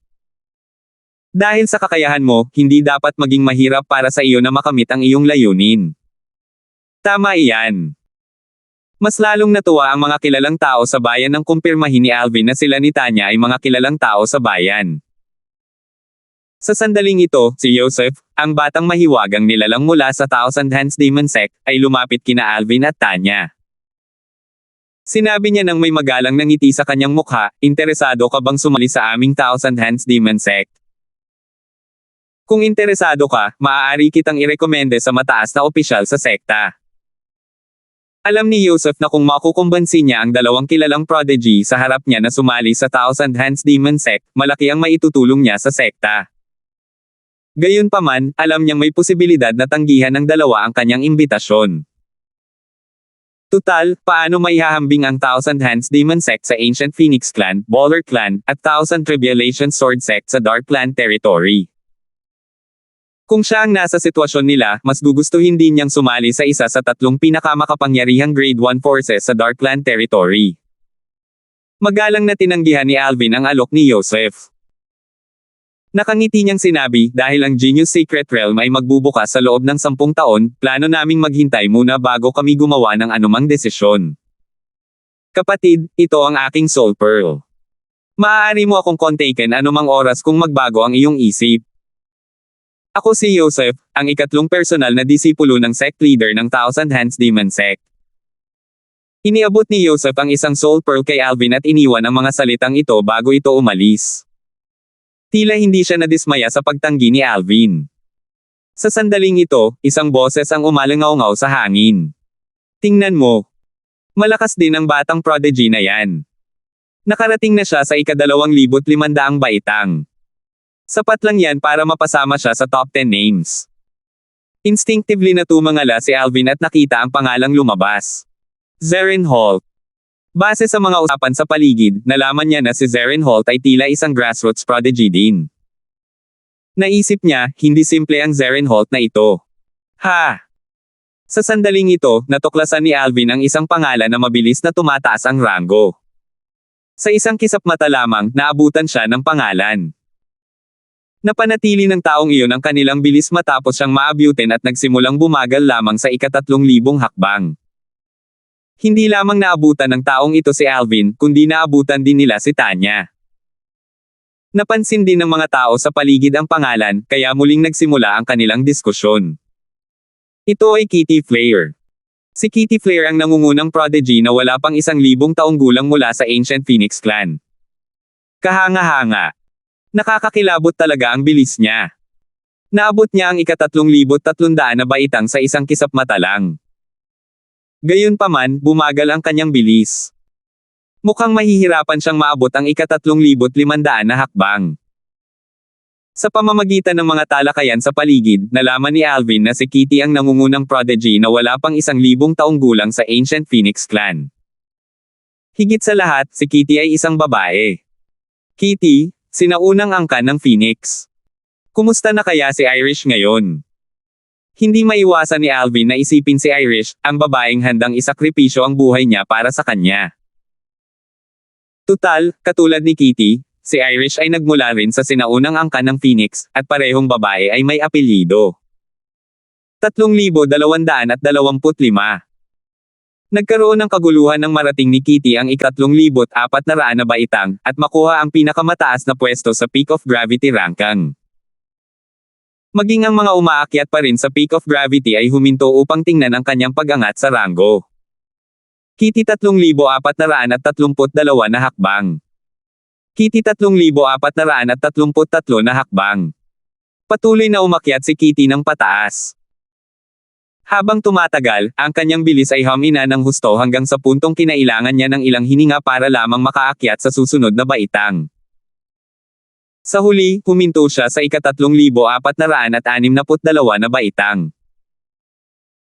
Gayunpaman, napakalaki ng agwat sa pagitan niya at ni Tanya, na nasa pangalawang pwesto matapos huminto sa ika-3,000 na baitang. Kamangha-mangha. Talagang natutugunan niya ang kanyang reputasyon bilang nangungunang prodigy na wala pang 1,000 taong gulang sa Ancient Phoenix Clan. Ang taas na kanyang narating ay halos maihahambing sa taas na naakyat ni Sect Leader Jansen mula sa Thousand Tribulation Sword Sect noon. Tama. Nagawa ni Jansen na umakyat sa taas na 37,870 metro, ibig sabihin ay huminto siya sa ika-3,787 na baitang. Si Kitty na huminto sa ika-3,462 na baitang ay kailangan na lamang umakyat ng humigit kumulang 300 baitang para basagin ang kanyang record. Kaming mga grassroots prodigies ay hindi pa rin kayang makipaglaban sa isang prodigy mula sa isang grade 1 force. Napakaganda. Hoy, napansin mo ba na ang una at pangalawang pwesto ay okupado ng mga babae? Hindi ba't kasing husay ng dalawang babae ang mga lalaki ngayon? Isang kaguluhan ang sumiklab sa Genius Secret Realm at sa 99 Peaks of Gravity nang makuha ni Kitty ang unang pwesto matapos umakyat sa ika-3,462 na baitang. Si Kitty ay sikat sa buong teritoryo ng Darkland bilang nangungunang prodigy sa mga nakababatang henerasyon sa sinaunang Phoenix Clan. Bagamat alam ng lahat na malakas siya, hindi nila alam ang lawak ng kanyang lakas. Ito ay dahil hindi pa siya hayagang nakisali sa isang labanan o ipinakita ang kanyang lakas sa publiko. Ang kanyang pagganap sa tuktok ng grabidad ay nagbigay sa mga tao ng kaunting pananaw sa kanyang lakas. Ang mga kilalang tao sa bayan na noong una ay ipinagmamalaki si Tanya dahil sa kanyang tagumpay sa Peak of Gravity ay hindi maiwasang madismaya nang makita nilang nasungkit ni Kitty ang unang pwesto sa pamamagitan ng napakalawak na kalamangan. Gayunpaman, karamihan sa kanila ay naniniwala pa rin na mahusay ang ginawa ni Tanya. Sa sandaling ito, may isang bagay na nakakuha ng atensyon ng lahat. Tingnan mo. May mabilis na tumataas pagkatapos malampasan ang ika-2,000 baitang. Si Herman Baller. Si Herman ang nangungunang prodigy na wala pang 1,000 taong gulang mula sa Baller Clan. Sinasabing ang kanyang lakas ay maihahambing sa Kitty. Tingnan natin kung gaano kataas ang kaya niyang abutin. Ang pangalang mabilis na sumisikat sa Peak of Gravity ranking ay pagmamay-ari ng nangungunang batang prodigy mula sa Baller Clan. Umakyat si Herman sa ika-3,000 baitang at hindi nagpakita ng senyales ng paghinto. Habang lumilipis ang oras, unti-unti ring bumababa ang kanyang bilis. Sa huli, huminto siya sa ika-3,466 na baitang. 4 na hakbang ang kanyang nauna kay Kitty. 4 na hakbang ang lamang niya kay Kitty. Ibig sabihin ba nito ay mas malakas siya kay Kitty? Malakas na haka-haka ng isang tao. May mabilis na hindi sumang-ayon. Maaaring hindi ganoon. Dahil si Kitty ang unang umakyat sa ika-3,462 na baitang, maaaring pinilit lang ni Herman ang sarili na umakyat sa ika-3,466 na baitang para lang basagin ang kanyang record. Sang-ayon ako. Kung si Herman ang unang umakyat, marahil, maaaring malampasan siya ni Kitty. Sumang-ayon si Alvin na maaaring hindi naman mas malakas si Herman kaysa kay Kitty. Tutal, mas maganda ang resulta ng mga tao kapag may kompetisyon. Hindi nakakagulat kung naging kampante si Kitty matapos malampasan ang ika-3,000 hakbang dahil mas nauuna siya sa lahat noong panahong iyon. Sa kabilang banda, tiyak na determinado na si Herman mula pa sa simula na malampasan siya. Patuloy na nag-iisip si Alvin sa loob-loob niya, 4 na hakbang lang ang nagawa niyang malampasan siya sa kabila ng kanyang determinasyon. Mukhang hindi siya ang makakatapat niya. Kasunod nito, walang naganap na nakakagulat na pagbabago sa peak of gravity ranking. Kahit na lumipas ang kalahating oras, nanatili pa rin sa ika-3 pwesto si Tanya. Ngayong hamupa na ang kasabikan, sumigaw si Alvin, "Tanya, tara na. Panahon na para tuklasin ang Genius Secret Realm." Hindi lang naman ang peaks of gravity ang mga lugar sa Secret Realm. Nagtanong si Alvin, "Kapatid na Alvin, napansin mo ba na tila bumuti ang ating celestial origin energies pagkatapos nating akyatin ang peak of gravity?" Nang marinig ang mga salita ni Tanya, mabilis na naramdaman ni Alvin ang kanyang celestial origin energy. Tulad ng sinabi ni Tanya, tila bumuti ang kanyang celestial origin energy. Naisip ni Alvin sa sarili habang nagniningning ang kanyang mga mata, mukhang kapaki-pakinabang sa ating cultivation ang pressure sa peak of gravity. Naaalala kong narinig ko na may lugar na tinatawag na World of Laws sa Genius Secret Realm. Maiintindihan ng isang tao ang mga batas sa pamamagitan ng pakikipaglaban sa mga espiritu ng formation doon. Nalaman na ni Alvin ang tungkol sa bagay na ito bago pa siya pumasok sa Genius Secret Realm at lubos siyang interesado sa World of Laws. Matapos magtanong ng direksyon, sa wakas ay nakarating sina Alvin at Tanya sa World of Laws pagkalipas ng kalahating araw. Kung ikukumpara sa 99 peaks of gravity, 9 na mundo lamang ng mga batas ang mayroon. Kaya naman, hindi nagulat si Alvin na makitang ilang daang tao na ang nagtipon sa mundo ng batas. Ang mundo ng batas na ito ay matatagpuan sa isang malawak na kapatagan. Sa kapatagan, maraming magkakahiwalay na espasyo sa kapatagan na naglalaman ng mga batas. Ang mga espasyong ito ay sama-samang kilala bilang mundo ng mga batas.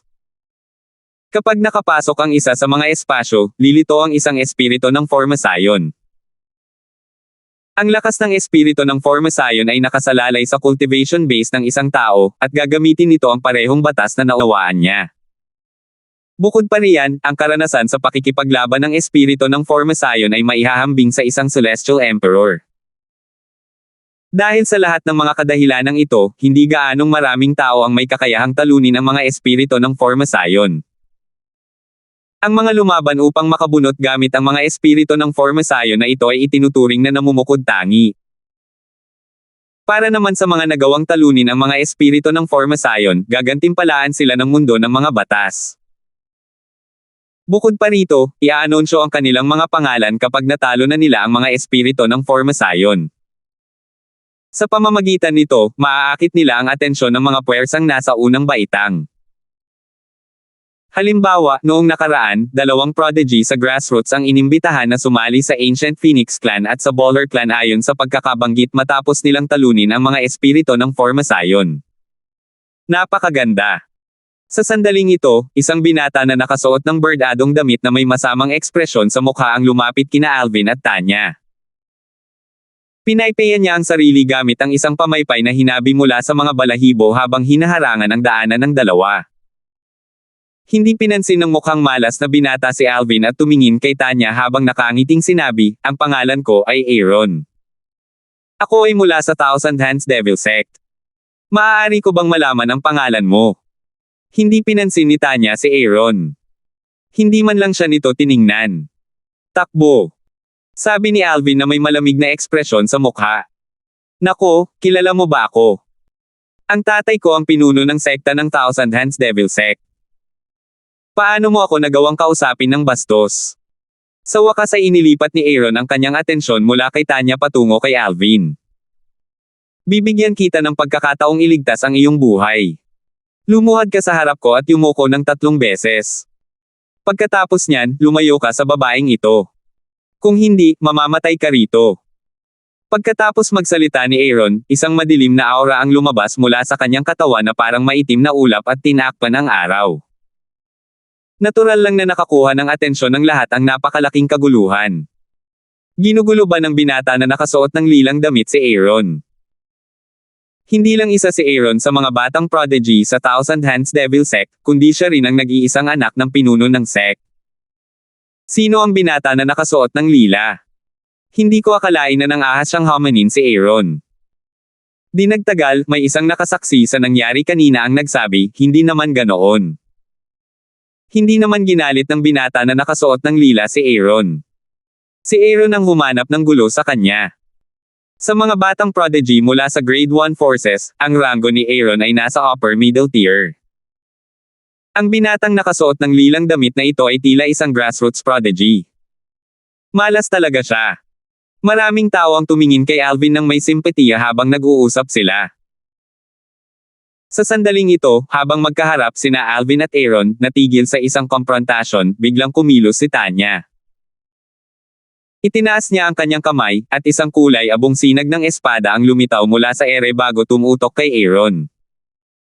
Bago pa man makapag-react si Aaron, nahati siya sa dalawa ng kulay abong sinag ng espada. Sa sandaling iyon bago siya namatay, gulat na gulat ang mukha niya at hindi pa rin makagalaw. Kasunod nito, sandaling sumulyap si Tanya sa bangkay ni Aaron habang sinasabi sa malamig na tono, sino mang gustong pumatay kay Brother Alvin ay dapat mamatay. Huminga ng malalim ang mga nakamasid. Nang sa wakas ay bumalik na ang kanilang katinoan, tiningnan nila si Tanya na parang isang multo. Napakalakas talaga ng babaeng ito. Kahit hindi si Aaron ang pinakanamumukod tangi sa mga batang prodigy sa Thousand Hands Devil Sect, malakas pa rin siya. Nagawa pa niyang umakyat sa ika-2300 na baitang sa Peak of Gravity. Pinatay niya ito sa isang kisap mata lang. Dahil nang ahas siyang patayin si Aaron, tiyak na mayroon siyang pambihirang pinagmulan. Galing ba siya sa isang Grade 1 force? Wala akong ideya. Hoy, narinig mo ba siyang tinawag ang binata na nakasuot ng lila bilang Brother Alvin? Kapatid na Alvin. Siya ba si Alvin, ang kilalang tao na muntik nang umakyat sa ika-3000 baitang sa tuktok ng grabidad? Nabalitaan kong ang kasama niya ay si Tanya na umakyat sa ika-3000 baitang. Kaya, kung siya si Alvin, ang babaeng ito ay dapat si Tanya, tama ba? Si Alvin at Tanya siguro ang dalawang ito. Nagpadala sa akin ng mensahe ang kaibigan ko at sinabing si Tanya ay isang walang kapantay na kagandahan. Tingnan mo siya. May nakita ka na bang mas maganda kaysa sa kanya? Hindi nagtagal at nahulaan ng mga nanunood ang pagkakakilanlan ni na Alvin at Tanya. Ibig sabihin, mga kahangahangang tao sila, di ba?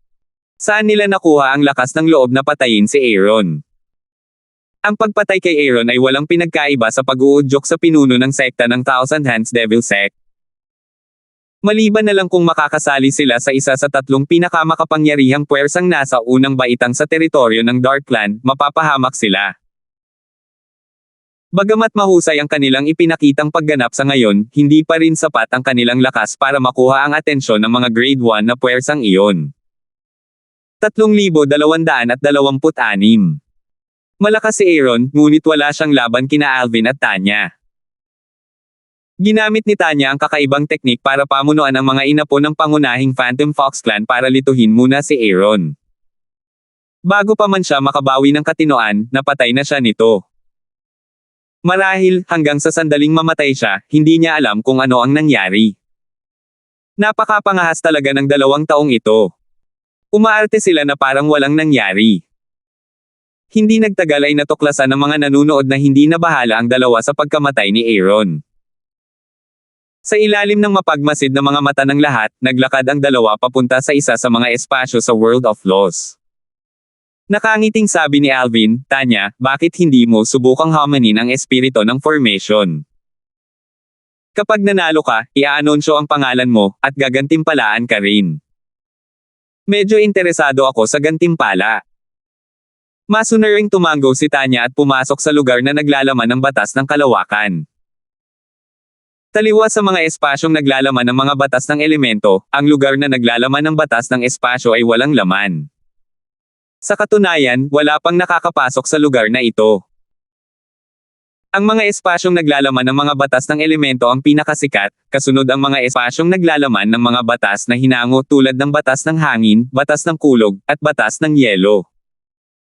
Ang mga espasyong naglalaman ng apat na kataas-taasang batas ang hindi gaanong popular. Walang laman ang mga ito.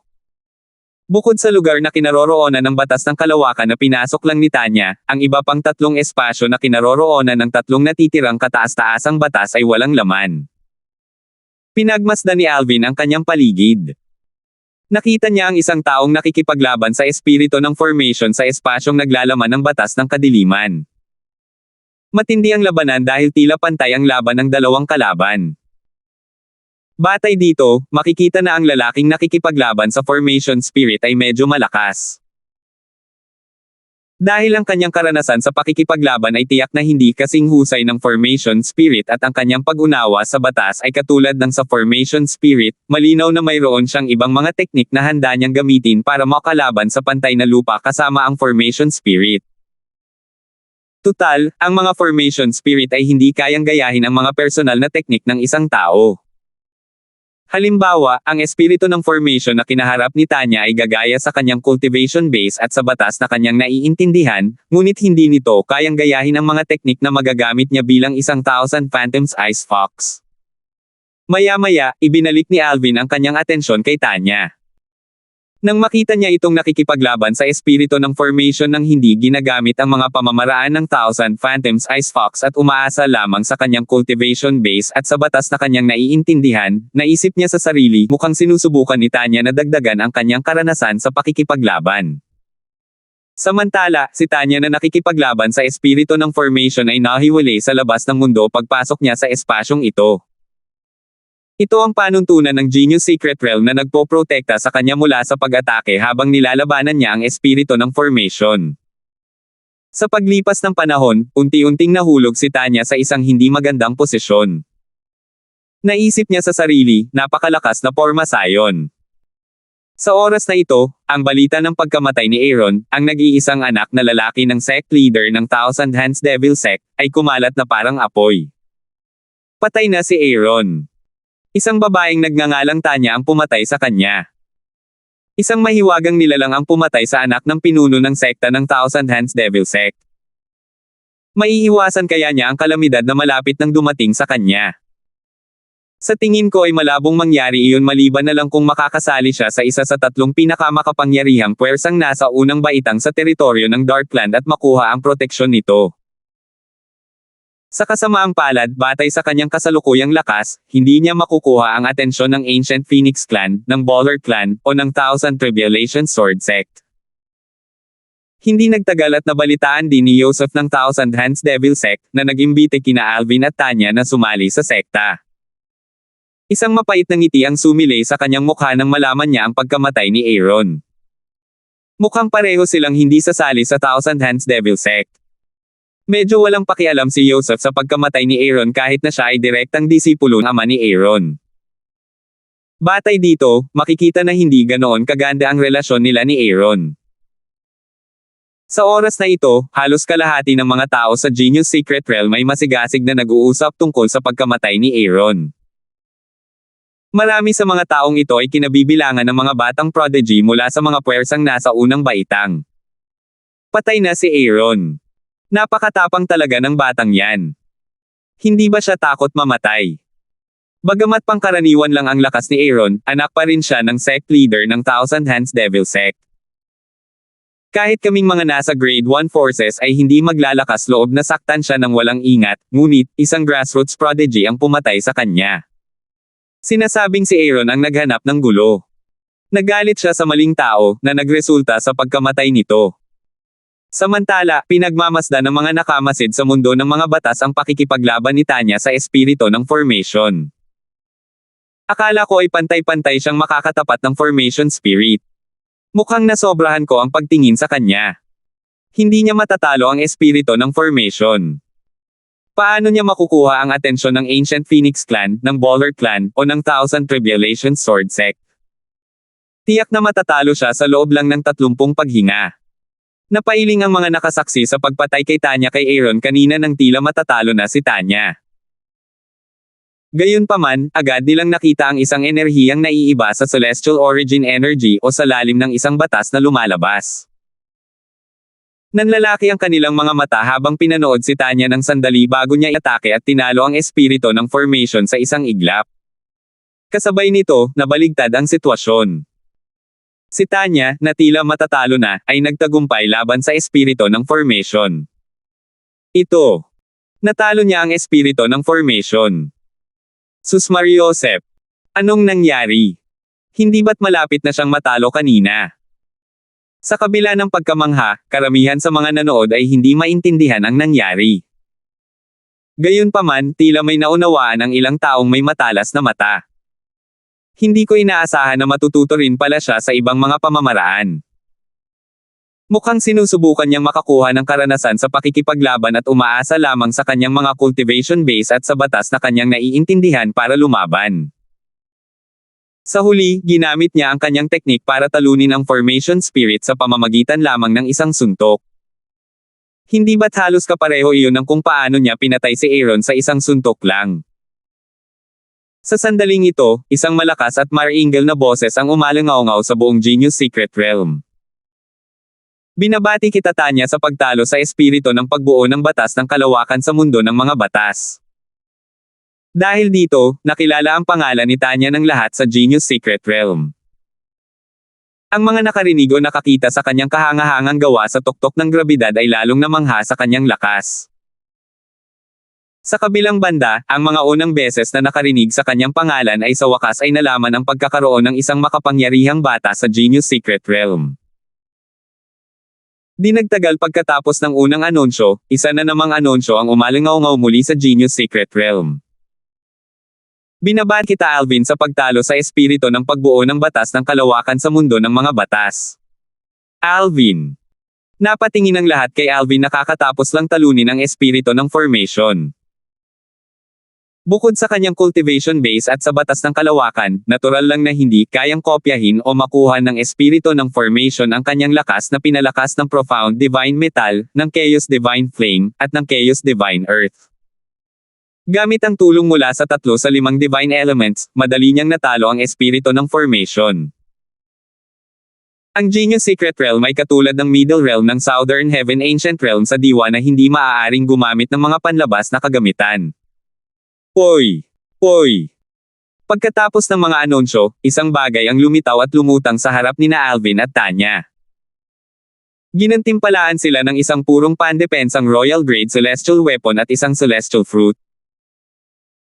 Hindi sila interesado sa Celestial Weapon, ngunit kontento sila sa Celestial Fruit na kayang magpalakas ng cultivation base ng isang Celestial Lord. Makakabuti ito sa kanila, kung tutuusin. Maraming mga kahangahangang tauhan sa grassroots ang nagulat sa anunsyo ng mga tagumpay nina Alvin at Tanya laban sa mga espiritu ng formation sa mundo ng batas. Sina Tanya at Alvin. Dalawang mahiwagang bata ang tumalo sa mga espiritu ng formation sa mundo ng mga batas. Hindi ko inaasahan na ang mga ganitong natatanging tao ay lilito sa aming mga kababayan na prodigy.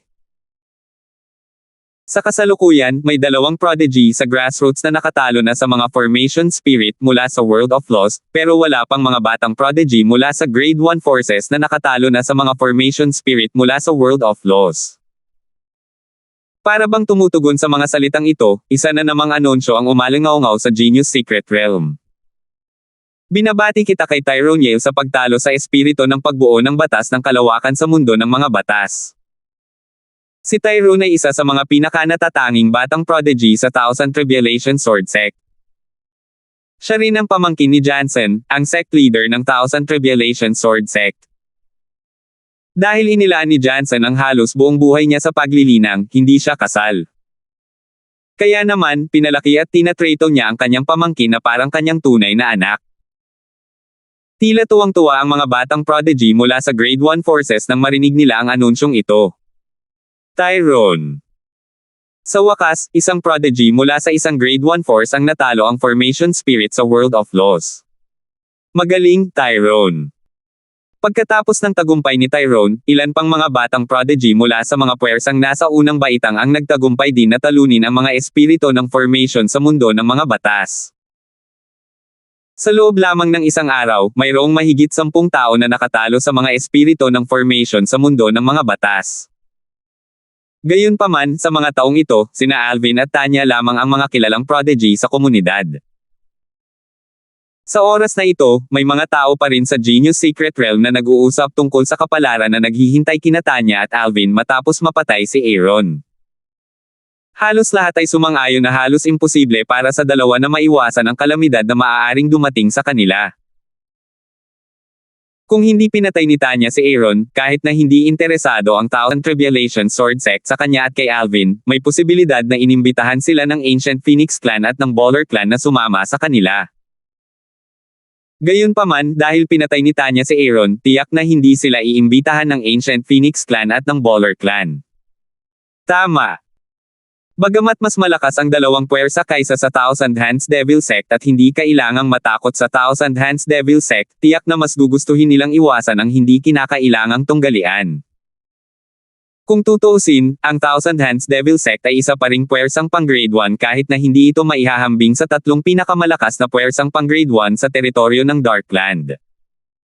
Ang pag-imbite sa dalawang iyon na sumama sa kanila ay parang pag-udyok sa pinuno ng sekta ng Thousand Hands Devil Sect. Hindi sulit para sa kanila na lumikha ng hindi kinakailangang alitan sa Thousand Hands Devil Sect para lamang sa dalawang kilalang prodigy kahit na sila ay may talento. Bueno, maliban na lang kung ang dalawang iyon ay nagpapakita ng ilang kakilakilabot na kakayahan o lakas, imposible para sa kanila na sumali sa alinman sa tatlong pinakamalakas na puwersang pang Grade 1 sa teritoryo ng Darkland at makuha ang kanilang proteksyon. Samantala, sina Alvin at Tanya ay naglibot-libot, naghahanap ng lugar na mapaglilingkuran. Nais ni Alvin na patuloy na maunawaan ang lalim ng batas ng kalawakan sa tulong ng Supreme Powerhouse Divinity habang nais naman ni Tanya na kainin ang celestial fruit na nakuha niya mula sa pagkatalo sa Formation Spirit sa World of Laws upang mapalakas ang kanyang cultivation base. Matapos nilang makahanap ng angkop na lugar, humiga si Alvin at sinubukang matulog upang maunawaan ang batas ng kalawakan sa pamamagitan ng Supreme Divinity Powerhouse. Bago siya nakatulog, tiningnan niya si Tanya na kakaubos lang ng celestial fruit at naisip, batay sa kanyang kasalukuyang cultivation base, dapat ay kaya niyang makalusot at maging isang 4 phenomenon celestial lord kahit man lang pagkatapos niyang kainin ang celestial fruit. Salamat po at sinamahan ninyo ako, ingat lagi mga master.